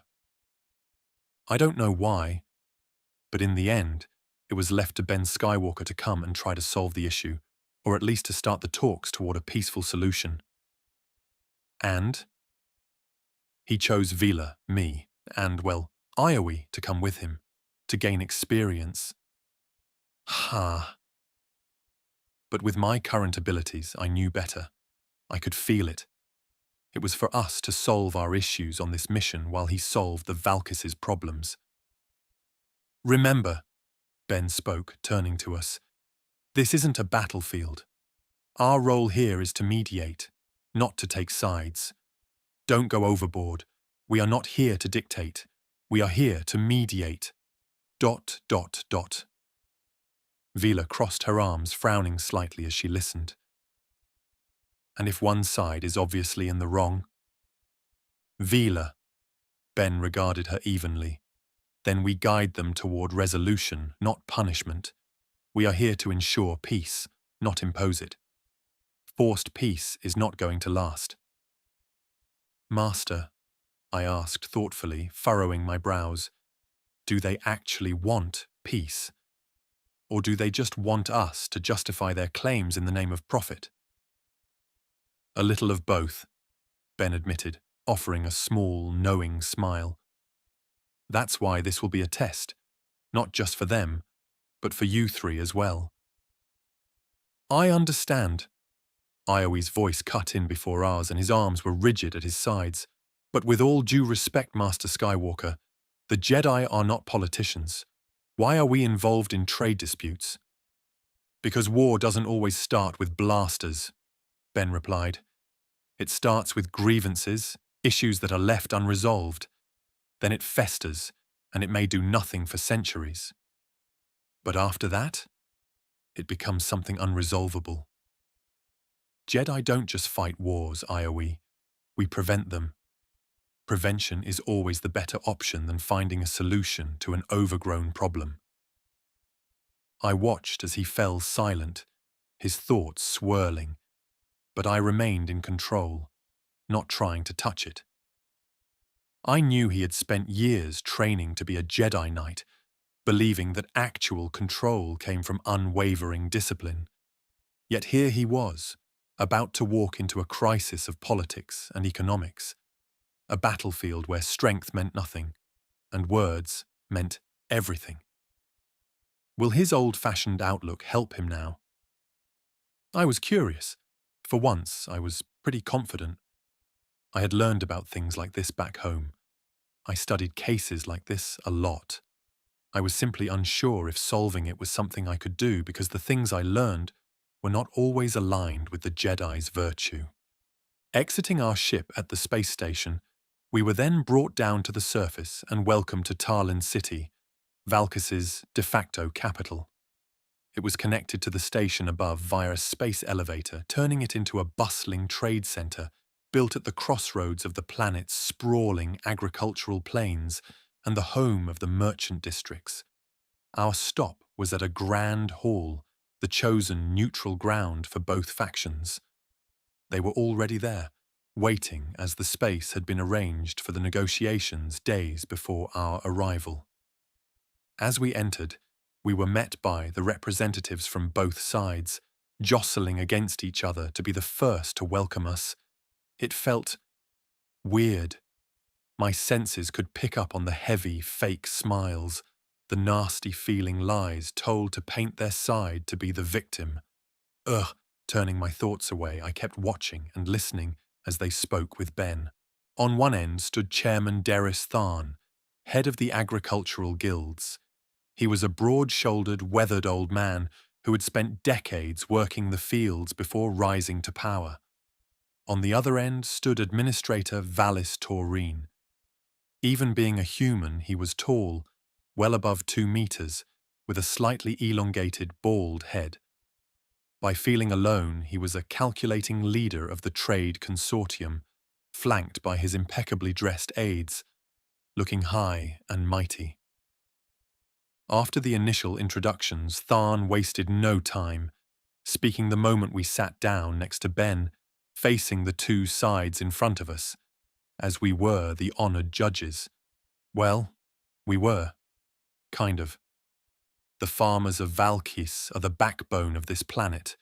Without us, there would be no food to trade. Without trading, how are they making money, I'd like to ask? And yet the consortium seeks to dictate our prices and bleed us dry. Tariffs? Against us? Their own. We are on the same planet. Even if they mostly live up on their station, we are tethered, aren't we? Please. Taurine raised an eyebrow, his expression mockingly calm. The guilds have already increased prices of raw and completed products beyond reason. If we allow this to continue, other worlds in the sector will suffer from food shortages because they can't afford the price the guild wants. You call us exploiters, yet you hoard your resources as if starving children are a fair price for your greed. Hearing it, Vila tensed beside me, and I could feel why. We could feel the emotions radiating from both sides. Anger, frustration, and desperation. I could even taste it.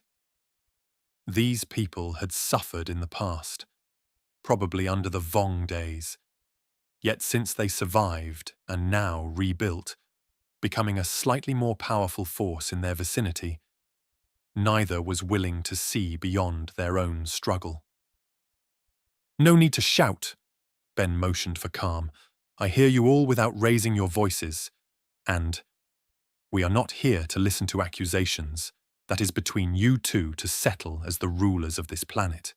We are here to find a solution. Hearing him speak so nonchalantly yet so forcefully, both leaders sat down, though the tension in the air remained thick. The negotiations began once again, and I knew it. This will take some time. Hours passed.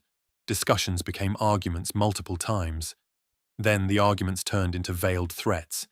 It was like an endless whirlpool. I think Vila got bored of it first while I kept focusing. It was such good training, not for my political knowledge, but to control my gift.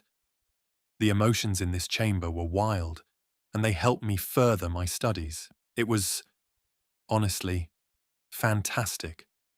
Of course, I kept it between a specific range and control because Iowi, seated beside Ben, observed the process unfold, half of his attention barely leaving me, or Vila. He had tried to listen and analyze, but the clear, disciplined order he had always relied upon was absent in this chaos. This wasn't like training at the temple or juggling theories. This was disorder in its natural, human form. It was petty and emotional, beneath what he thought the Jedi should be handling, I guess. Well, we were the guardians of peace, no? Then he should be happy to exercise it now. Still, I tried not to focus on him unless he took it the wrong way. So, when Ben spoke, reprimanding the delegation the 100th time, I looked at Vila. To my surprise, and to hers too, despite her instincts screaming to call out the consortium's tactics multiple times, she had exercised restraint. Instead of shouting, she listened. Instead of attacking, when Ben noticed her fidgeting, he let her stand up and speak. In those times, she asked questions that forced the leaders to reconsider their own words. I couldn't help but grin proudly, floored by how good she was, and watch the surprise and shock on Iowi's face. A farmer's exploitation under a merchant's contract, a trader's struggles under sudden price hikes out of the blue despite a pre-made agreement. Both sides had valid grievances, and Vila instinctively pointed it out for everyone to see. On the other hand, I mostly remained quiet, watching more than speaking. My presence in the Force was focused on reading the emotions in the room, and sometimes I felt Master Ben's consciousness nudging mine, directing me towards certain figures amongst the two groups.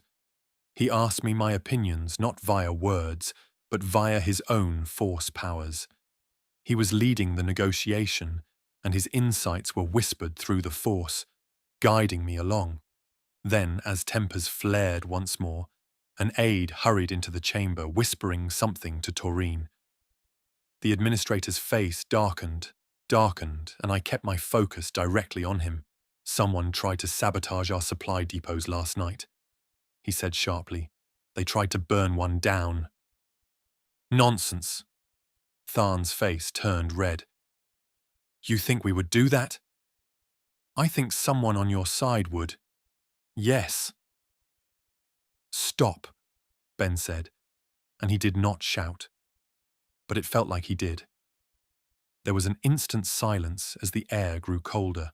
"Find out the truth," he said, not to them but to us. Iowi led the investigation alongside us, taking it upon himself as the senior Padawan in our group. Vila grunted, but then, taking a deep breath, she just nodded, her face impassive, as best as he could force it to be. To cover more ground, we split up and started by questioning workers, reviewing security footage, and analyzing evidence left behind at the destroyed depot. As I was talking with witnesses, I got a strange feeling. No matter who I asked or which party I talked with, none of them lied. None was trying to deceive me or hide something.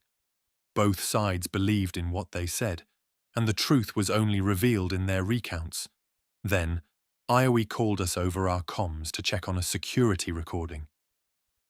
"I thought it was disabled?" Vila asked, squinting at the holo recording. "They were?" Iowi spoke with a slight annoyance.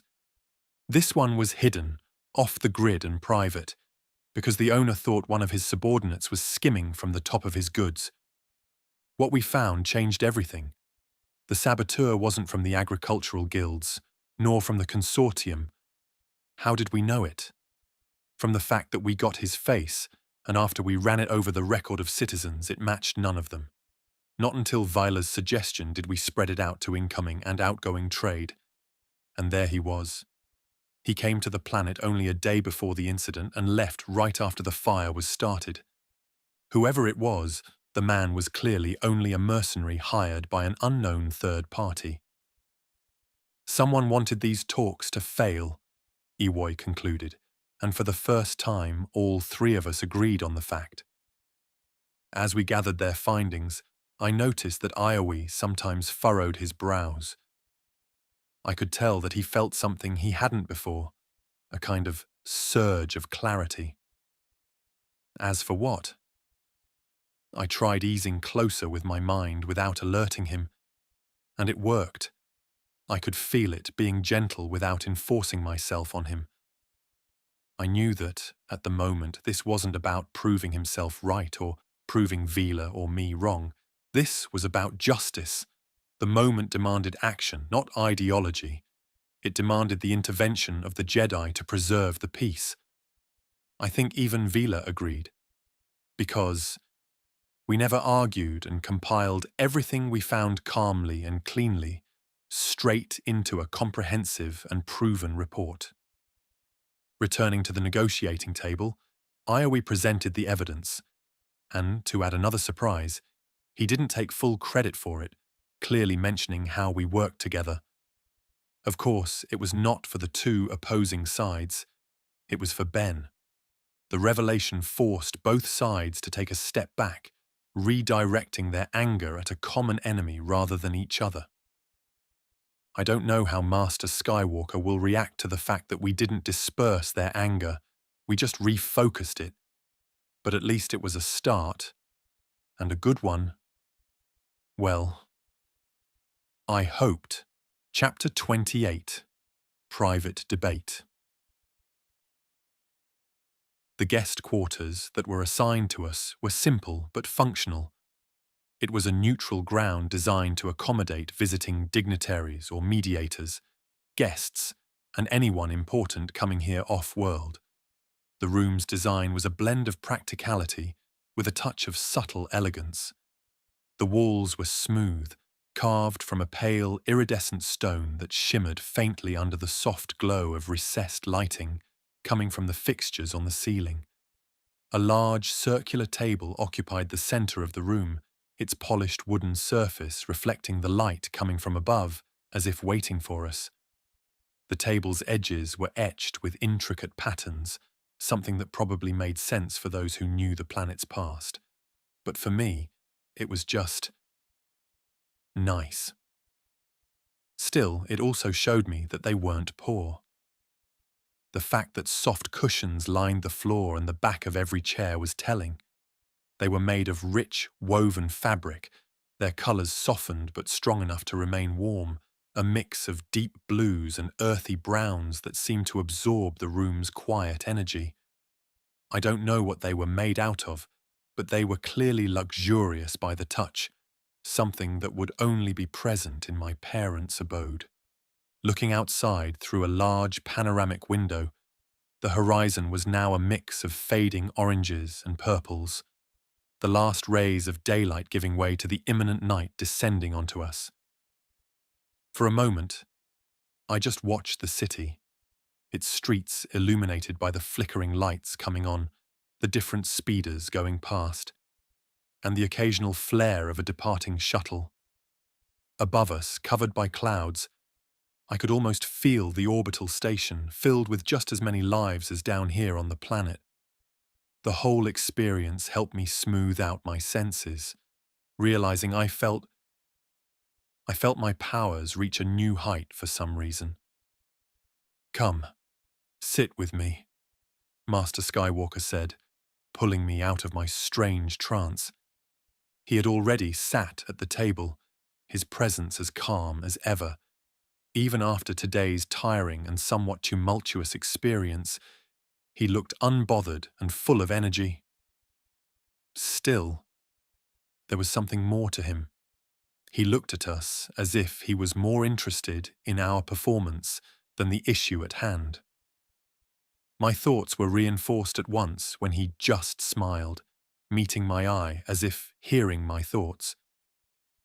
Yeah. His role was clear. He was there to listen, to watch how we would handle this moment ourselves. I was the first to sit, easing onto one of the cushions with an unreadable expression, at least as best as I could manage it. My mind was still turning over everything from the negotiations and from what we had learned. Seeing this place and feeling the soft cushion, I was now sure that the people of this planet did enjoy some large profits, something they failed to mention to us. It also could be that they didn't and built this room to impress guests. But from what I gathered from them via my powers, it said otherwise. So, thinking it through, I leaned back slightly, my fingers tracing the edge of the table as I waited for the others. Vila followed soon after, though her movements were less controlled than mine or Iowe's, enjoying the feeling as she was still barefooted. Maybe it was her first time in such a place as she was momentarily lost in it, exploring the room to its fullest. Finally, she plopped onto the chair next to me with a slight huff, her leku swaying slightly with the motion. Her arms crossed briefly before her chest, pursing her lips, probably annoyed that others could have it this good. Then she let them rest on her lap, her fingers drumming an absent rhythm against her thigh. Her expression quickly smoothened out, throwing away her somewhat jealous thoughts as she glanced at me, then at Iowe, her sharp eyes narrowing for a moment as if she were trying to read his thoughts. But for once, she didn't say anything. She simply exhaled, her shoulders slumping as she let the annoyance leave her body, especially as it turned out we did work as a good team today. Iowe was the last to sit down. He hesitated before finally lowering himself to sit opposite us, his back remaining straight, his hands pressed together in a meditative stance. His breathing was slow and measured, a deliberate attempt to center himself as he probably experienced the most shock among us three. His eyes were closed for only a moment, his brow furrowed as if he were wrestling with something. Probably the same kind of thoughts that were in Vila's mind only a moment ago, yet when he opened them, his gaze was steady. But there was a flicker of uncertainty there, a crack in the armor of his usual composure, which I could pick up on immediately. He glanced at Ben, then at us, his lips pressing into a thin line as if he were holding back words he wasn't ready to say. Maybe they are more alike with Vila than I first thought so. So, Vila started, rolling her shoulders. We actually did something right today. We did find something interesting. I snorted lightly. And I was starting to think we'd be stuck in that chamber listening to old men shout at each other for the rest of our lives, I added, with a slight joke. It was annoying. Vila smirked, but then grew more serious. I could feel their jealousy, anger. Ewoy nodded, and they were right. I felt it maybe more than they did. The two parties were arguing, because they were afraid the others would get more profit than they and then become their master. It was stupid. So stupid. They were wrecking a symbiotic existence because of paranoia. Just look at this room. They had something great going on. But Leah leaned forward slightly, her leku twitching. What's with this foreign stuff? Even though we found the saboteur, even though we gave them proof, neither side backed down today. They just shifted their anger somewhere else. Anger has to go somewhere, and it is not that easy to let go of it. Iowe exhaled through his nose, finally meeting her gaze as if lecturing her. That's because anger is easier to hold on to than reason. They don't want to be wrong. Oh, Vila arched an eyebrow. And you do? Oh boy, don't start it. Today was going so well. Trying to caution her, I gave her a warning glance.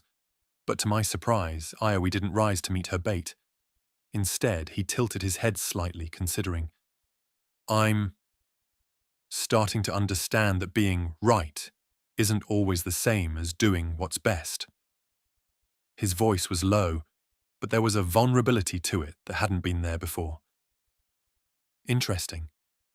Today, I saw what happens when people cling too tightly to their own ideals.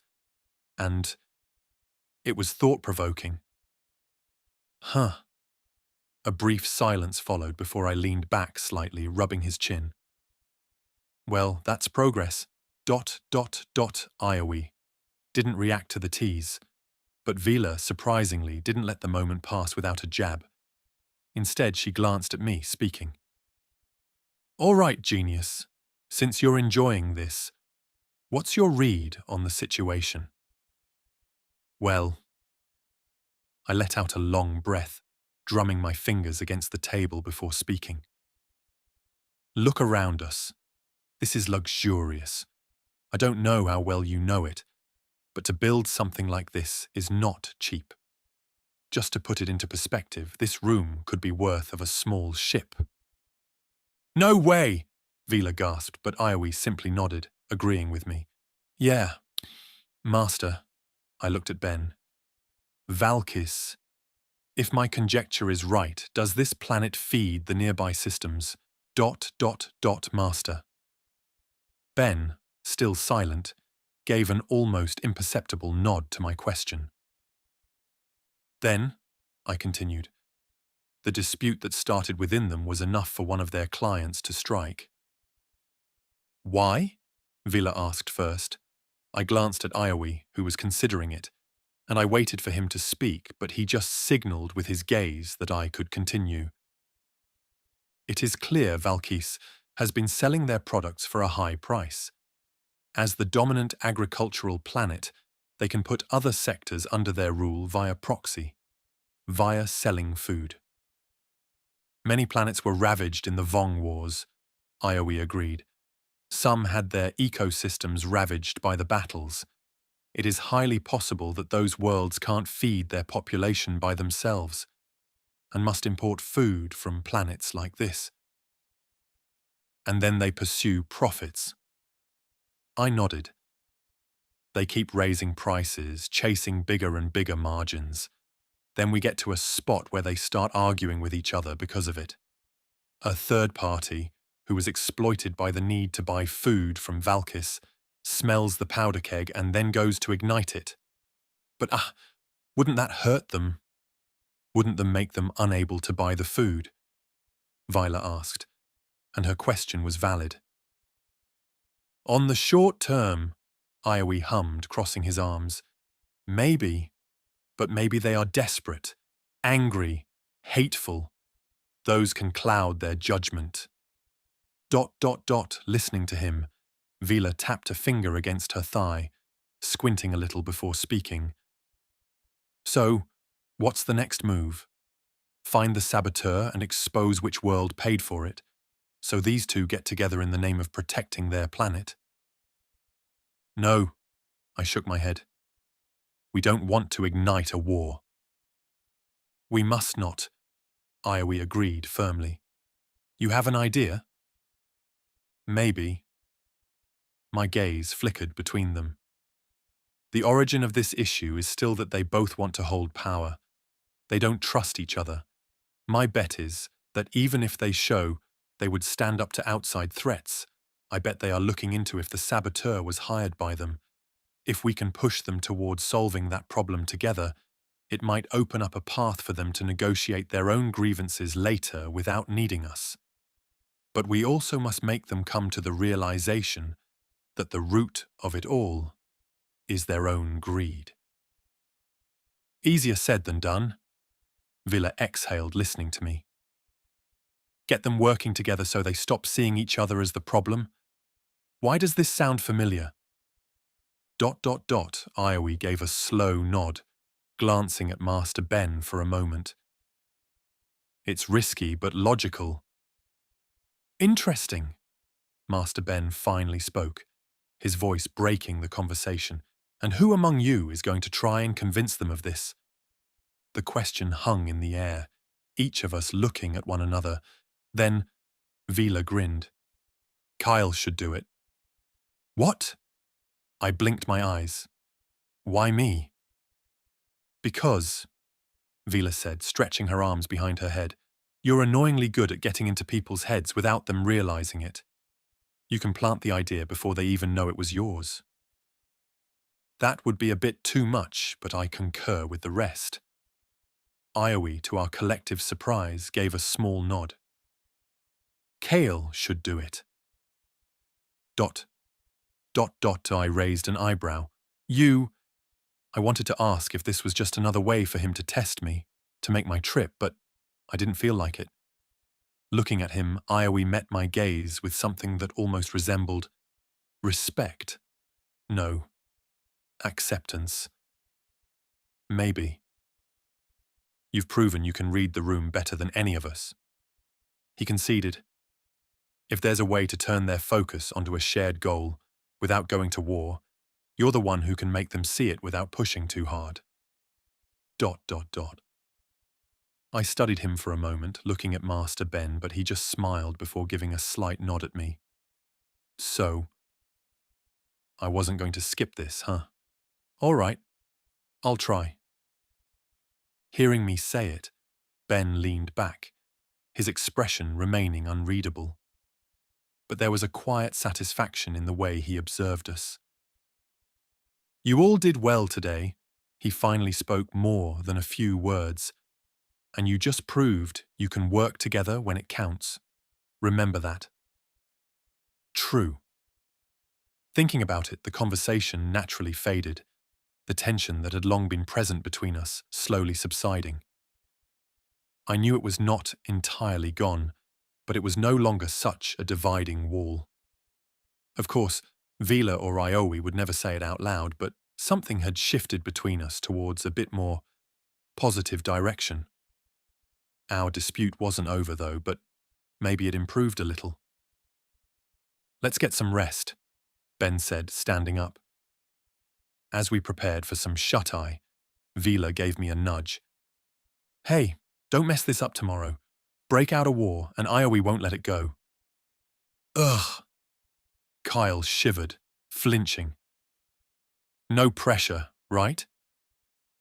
I heard that, Ioe muttered, not that far from us, simply crossing his arms and shaking a head before walking past us to go and meditate. Chapter 29. Kael's Speech. I woke from my meditation early when the next day arrived. Letting my senses out a little, I could taste the feelings of the people like a tinge on the tip of my tongue. It was slightly metallic, like the tang of ionized air escaping from a repulsor lift. Still, I felt fine. Even when we entered the grand chamber with its towering arches and polished stone floors, there were dozens of eyes and feelings. Yet to me, right now, it was clear as the Force reinforced my mind, and I could separate every thought and feeling brushing up against me. I could taste the slightly spicy tinge of stubborn pride and the sour, deep-seated resentment that was only buried yesterday, but not forgotten. I could feel all of it in the Force, and I didn't feel overstimulated, which made me proud. I was growing. Keeping myself focused, I took my seat at the table, my fingers tapping idly against its surface, trying to establish a sequence within myself so I could keep my mind working and make it harder for it to falter. The rhythmic sound had a grounding effect too, a constant anchor in the storm of emotions swirling around me. Master Ben sat silently beside me, his presence spreading, watching. But I knew he wouldn't interfere. This was my test and my moment to prove I could navigate these wilder waters of diplomacy without losing myself to the currents or to my own powers. Vila's gaze flickered as I looked at her, her arms resting on his knees as she leaned back in her chair, her expression a mix of skepticism towards the locals, but she did flash an encouraging thumbs up towards me under the table. Ioe, looking to be unreadable, was a statue of calm, his face serene, but I could sense the faintest ripple of caution in the Force around him. He was focused on me, examining me. My gift. It is showtime, I said to myself, taking a deep, calming breath because, despite everything, a kind of stage fright was creeping up on me. The leaders of Valkis sat across from one another, their postures rigid, their eyes looking at Ben, expecting him to speak and continue from yesterday. Probing them, I could see they were not really in the mood to listen to solutions. They were here to argue, to continue pushing blame, now instead on each other, onto this saboteur third party. No matter if they didn't even know who it was, I could feel the heat of their frustration simmering just beneath the surface, already blazing, and it wouldn't be easy to calm it. I continued to take slow breaths, closing my eyes for a heartbeat, and reached out for real this time around, doing it in understanding. The force was a gentle current, and I let it flow through me, touching the hearts and minds in this room. Not everybody's, but those who were the most flustered, the angriest and skemmiest of them all. Then, opening my eyes, I stood, and when I spoke, my voice carried not just my words, but mixed multiple feelings, allowing the listeners to subconsciously be connected to each other, through me. "Before we begin," I said, my tone calm yet firm, surprising them that it was me who began, and not Ben, "I want to ask you both something. A child?" The murmuring stopped, a lone question rising. "He speaks for me," Ben said calmly, suddenly silencing every bubbling question in their minds. Then, their eyes returned to me, wary, some of them feeling like predators sizing up a potential threat. I almost smirked. If you want, think up strange ideas. I would let them wonder what I was up to. "Do you remember?" I continued, my voice a little softer, infused with the intangible essence of the Force, nudging at the edges of their consciousness so they actually heard and felt what I was saying. "Do you remember what it was like before?" Silence. Of course, I didn't know much myself, but that was not the point. Through the Force, by that alone, I brought up memories within them, tales that went back far, back to the Imperial days, more than 50 years ago. It was precisely my goal. I didn't need to know this world's history. I just had to pull the memories out of them and let them be shared through the Force. Via that, I could read it like a picture book. Then I let my words settle and let them sink in before continuing. I am talking about before Valkis rose to where it is now, before the wars left systems in ruin, before your people could count on any prosperity. Do you remember the hunger this world experienced when the Imperium took all the food to feed its manufacturing worlds? The struggle? The nights spent wondering if tomorrow would bring ruin. Then, remember the isolation caused by the Vong, when you were cut off from the greater galaxy and left alone, without important resources? The essence of the Force was now wholly seeped into my words. It was not overpowering, but a type of guiding presence. The people before us didn't speak, but I saw it in their eyes and felt it in my own mind. The flickers of memories, the angry ghosts of the past resurfacing. Catching it, I pressed further, letting the Force stir those memories more, bringing it up in their mind and then distributing it amongst everyone present to remind them how it was for them before peace returned. By now, I was also feeling the taste of stale rations, the ache of empty stomachs, and the desperation in a mother's eyes as she tried to soothe a crying child with promises of a better tomorrow. I made sure to let them feel it too, even if just for a moment.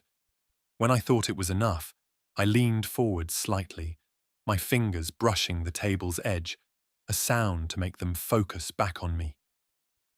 "You survived that. You built something out of that hardship, and now you have power, a kind of power to sustain not just yourselves, but entire systems that depend on you."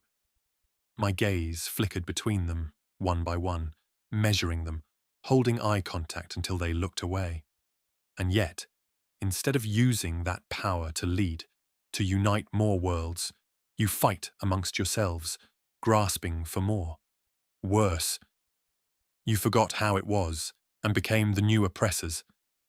There are many worlds that are still trying to rebuild, still not whole and healthy, and you take advantage of them. I could feel their resistance, the instinct to deny, to push back against what I was accusing them of, so I pressed harder, not with power but with undeniable truth and clarity. I focused on their sudden feelings of guilt and made sure they were unable to silence them. I made sure they were unable to ignore their own feelings and hide behind the thought of profit or survival. Those were lies in their position. If you continue this path, I expressed clearly, my voice unwavering, you will not just be competitors. You will not just be rivals in business. You will be seen as something else entirely, and not by you, but by everyone you deal with. I paused, letting the thoughts settle like a stone sinking into the water. You are already viewed by some of them as oppressors. The word sent a ripple through the room without me needing to push it. I saw one of the leaders stiffen, his knuckles whitening as he gripped the edge of the table. He recalled how he felt when he was just a young boy watching her grandparents starve under imperial rule. Another clenched his jaw, his eyes darting to the side as if avoiding an uncomfortable truth, not wanting to hear more from me. Yet he couldn't ignore it. Good. I won't let you keep ignoring the obvious. You think you are secure because you provide food because entire systems rely on you and would come to save you if something happens. Would they? Really? I smiled. You know, this type of reliance can turn into resentment. When people are pushed far enough and made to feel like beggars at your feet, they will not bow lower. They will start to rise up. With a minuscule touch, I let yesterday's discovery resonate with them, using the Force to stir their memories of the desperate times they had once been, then extrapolating it to those who began to sabotage their businesses was the best I could think of at that moment. They won't just look for other suppliers, you know. I continued, my voice steady as a rock. Why should they? You are already here, owning what they need, what they are being sucked dry for. They will seek to break you. They will look for the cracks in your armor. Maybe some of the trade deals you are losing are not because of why you think you do, I murmured, planting the idea further in their hearts. If you give them a reason, if you show them that you care more for your own wealth than for the lives you can sustain, they will find a way to turn that against you. They will find allies between those whose experiences are similar. Then, you will remain alone. No allies. No servants. Only enemies. Falling silent, I let that settle in them. The stillness was thick now, born from not of dismissal, but of contemplation. I could feel the shift, the slow unraveling of their ideas and feelings. Then, I caught as one of the leaders exhaled sharply, rubbing his temples as if trying to dispel a headache. Another glanced at his counterpart, something uncertain in his gaze. But I could feel that all the anger or jealousy that was present at the start was no longer present. No, it was subsiding, calming down, replaced with something more malleable, something that can be worked with. For the first time since this whole thing started, they were thinking beyond themselves, which was a good change. I waited a little longer, letting the room breathe.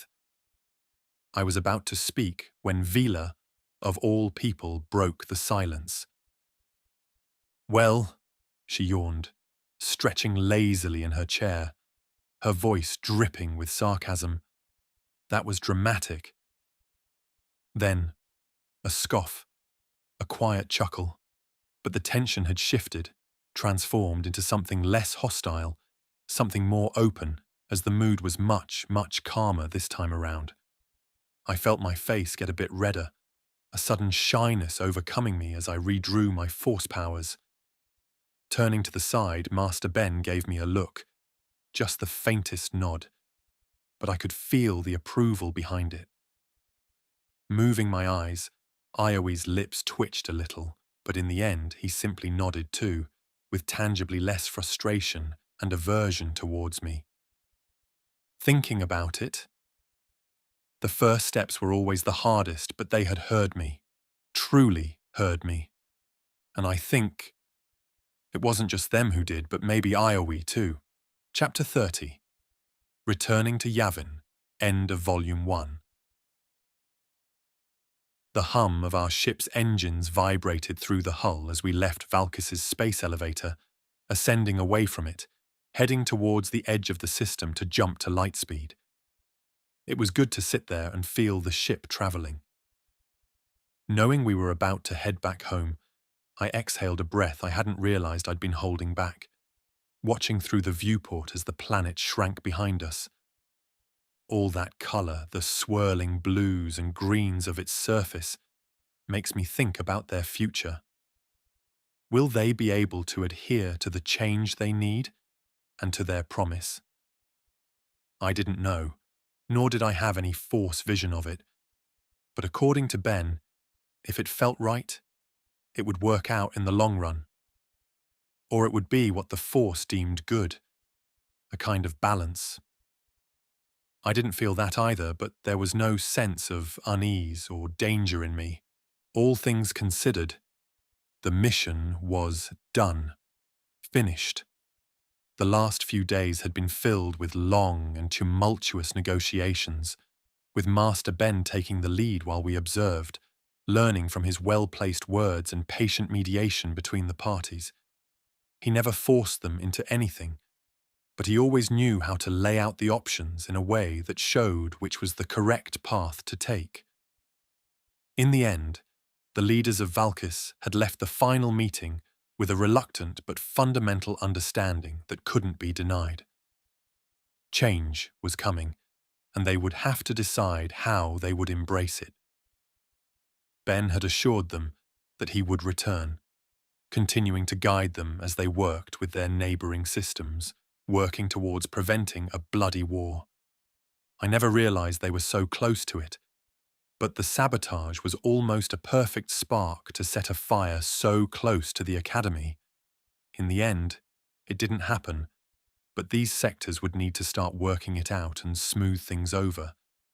If there was one thing I understood, it was that if they erupted in a war, there was a huge chance for another party to jump in, offering order and swallowing these independent systems. For now, though, it wasn't something I had to worry about. We were headed home, and my focus should be on improving myself. Keep growing as a Jedi. With that in mind, I leaned back in my seat, trying to shake off the weight of the past days and instead turning it into experience, something that I can mull over and learn from. With that in mind, my muscles relaxed from the tension I had barely noticed. Following it, I managed to trace it back to my speech, realizing that I had been on edge since that, only relaxing now, listening to the ship's engines. I couldn't help but smile at the realization while my mind buzzed with the echoes of the conversations, decisions and suggestions of the Force interwoven into their feelings. When I reopened my eyes, I saw Vila sitting across from me, arms crossed behind her head, eyes half-lidded in a similar kind of exhaustion. She caught me looking and smirked, winking at me. "Told you it would be fine." "Huh," I huffed. "You had your doubts. I felt it." "Well, yeah, I still do," she teased, but there was no real bite to it. "But it is up to them to solve it. I think we did plenty." "Yes, I think so." And blinking my eyes, I knew that she was satisfied with the trip. I could feel it in the Force without trying to tap into her feelings. Then, there was Ioe. He was sitting close to us and had been silent for most of the journey so far. I think he was lost in thought for most of the time, not just now, but also when the talks were taking place. Before this mission, he would have wasted no time dissecting my every move, criticizing my methods and gifts, and warning me about the dangers of those abilities. He would have probably gone after Vila for being nothing like a Jedi, at least not a Jedi he thought we all should be. But now, he was a bit different. His usual sharp edges on his face, especially when looking at us, were gone. He seems more softened, as if the mission had sanded his features down, or simply he found a bit of peace. ... Noticing my gaze, he finally spoke up since we left the planet. "You handled yourself well." "Oh!" I turned to him, raising a brow. That was a surprise. "Yes." He met my gaze and remained unflinching, but without reaching out, I knew he was no longer carrying that recoiling distrust he had for me before. "I misjudged you both," he admitted, which now surprised not only me, but Vila too. "I assumed your emotions would be your downfall," he said straight to her before looking back at me. "That your gifts would lead you down a dangerous path." He shook his head slightly. "I see now that isn't true. Not yet, at least." "Humph." Vila snorted. "High praise. Thanks," she added with tangible sarcasm. Ioe gave her a flat look before faintly smiling and continuing. "I still believe you must be cautious. Vila, your temper will get you into trouble if you let it. That part did not change. And Kael..." He met my eyes again, considering his following words a bit longer before speaking them. "The way you used the Force back there. It was effective, but it was also dangerous. I know now that you can control it. But you must never forget how easy it is to cross the line from persuasion to manipulation." He wasn't wrong. I knew that. So I nodded, absorbing his remarks and viewing them as not attacks, but genuine warnings from a senior. It made me think a little, imagining what else I could have done. What if I had less guidance from Master Skywalker? What if I indeed crossed a certain point? If I thought it had been necessary to do so? Yes, it could have happened even if I had been careful with it. If I ever let myself push too far, if I ever justified it beyond what was right. "I won't," I said firmly. "I know the risk," I answered. Not just to him, but speaking to myself. Ioe studied me for a moment longer, then nodded. "Good." After our brief exchange, a quiet calmness settled over us. It was not tense like when we left Yavin 4, but peaceful. All three of us knew that something had shifted, and hopefully, for the better, returning to the academy felt right. The temple was just as we had left it, bathed in the golden glow of the setting sun. As we stepped onto the landing platform, I didn't realize how much of a home this place had become after only a year. The air was thick with the Force, something I could taste much better now than when I first arrived, following Ben Skywalker down from the ship. It was so much livelier, and even with everything that had happened in the past months, it was much more welcoming than my old home ever was. It was nice to head back to my alcove, rest for real, and sleep unbothered. Honestly, just that one trip made me appreciate this return even more. But there was something neither Vila nor I expected to happen the next day. When we walked through the halls heading to the cafeteria, the wary glances that had previously followed us were fewer and softer. This time, no one turned away when I passed or avoided my eyes, fearing I would suggest something they didn't want to. Some nodded in greeting, just as before, as if nothing had happened. Vila noticed the change too, her usual guarded posture easing slightly as she caught sight of a few younglings who used to flinch in our presence. Of course, she wasn't ready to just forgive and forget, but at least she wasn't throwing a tantrum either or calling them out. But I knew that most of the others, except Giallo, would have to try hard to regain her trust or friendship. And then, in the main dining hall, Iowie made it official. "A moment, please. I must say something before everyone." He stood before the gathered Padawans, his voice steady, apparent. I was wrong. The room quieted in an instant, and my jaws slightly opened while Vila's even dropped to the ground. This I did not anticipate. Even Master Catan, who had been observing from the side, tilted his head slightly, intrigued, proud even. The air seemed to be still, as if the temple itself was holding its breath, watching on with curiosity. Or was that the feeling of the other masters and their senses locking on us all? "I judged too harshly," Iowie continued. "I let my own fears cloud my judgment that I was late to realize. I mean, my previous ideas of Kael and Vila.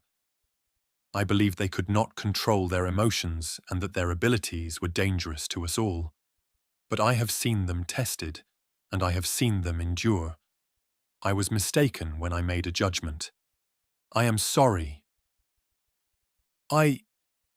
It's okay," I answered, trying to ask with my eyes and tone about what was going on. I didn't expect him to make this thing so public. But Iowie simply continued, his voice collected and firm, making Vila click her tongue after hearing his following words. "I do not take back my advice of caution, but I will no longer stand against them." His gaze swept across the room, looking at those who he called his own followers. "And neither should you." A wave moved through the gathered students, especially among his friends. Some were exchanging uncertain looks, others nodding in quiet acceptance. Huh. Thanks. A lot had happened, I guess.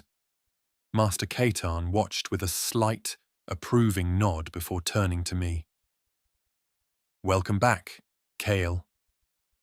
I stood a little taller, hearing him speak, returning the nod. As the crowd began to disperse, Vila nudged me with her elbow, finally coming back to her senses.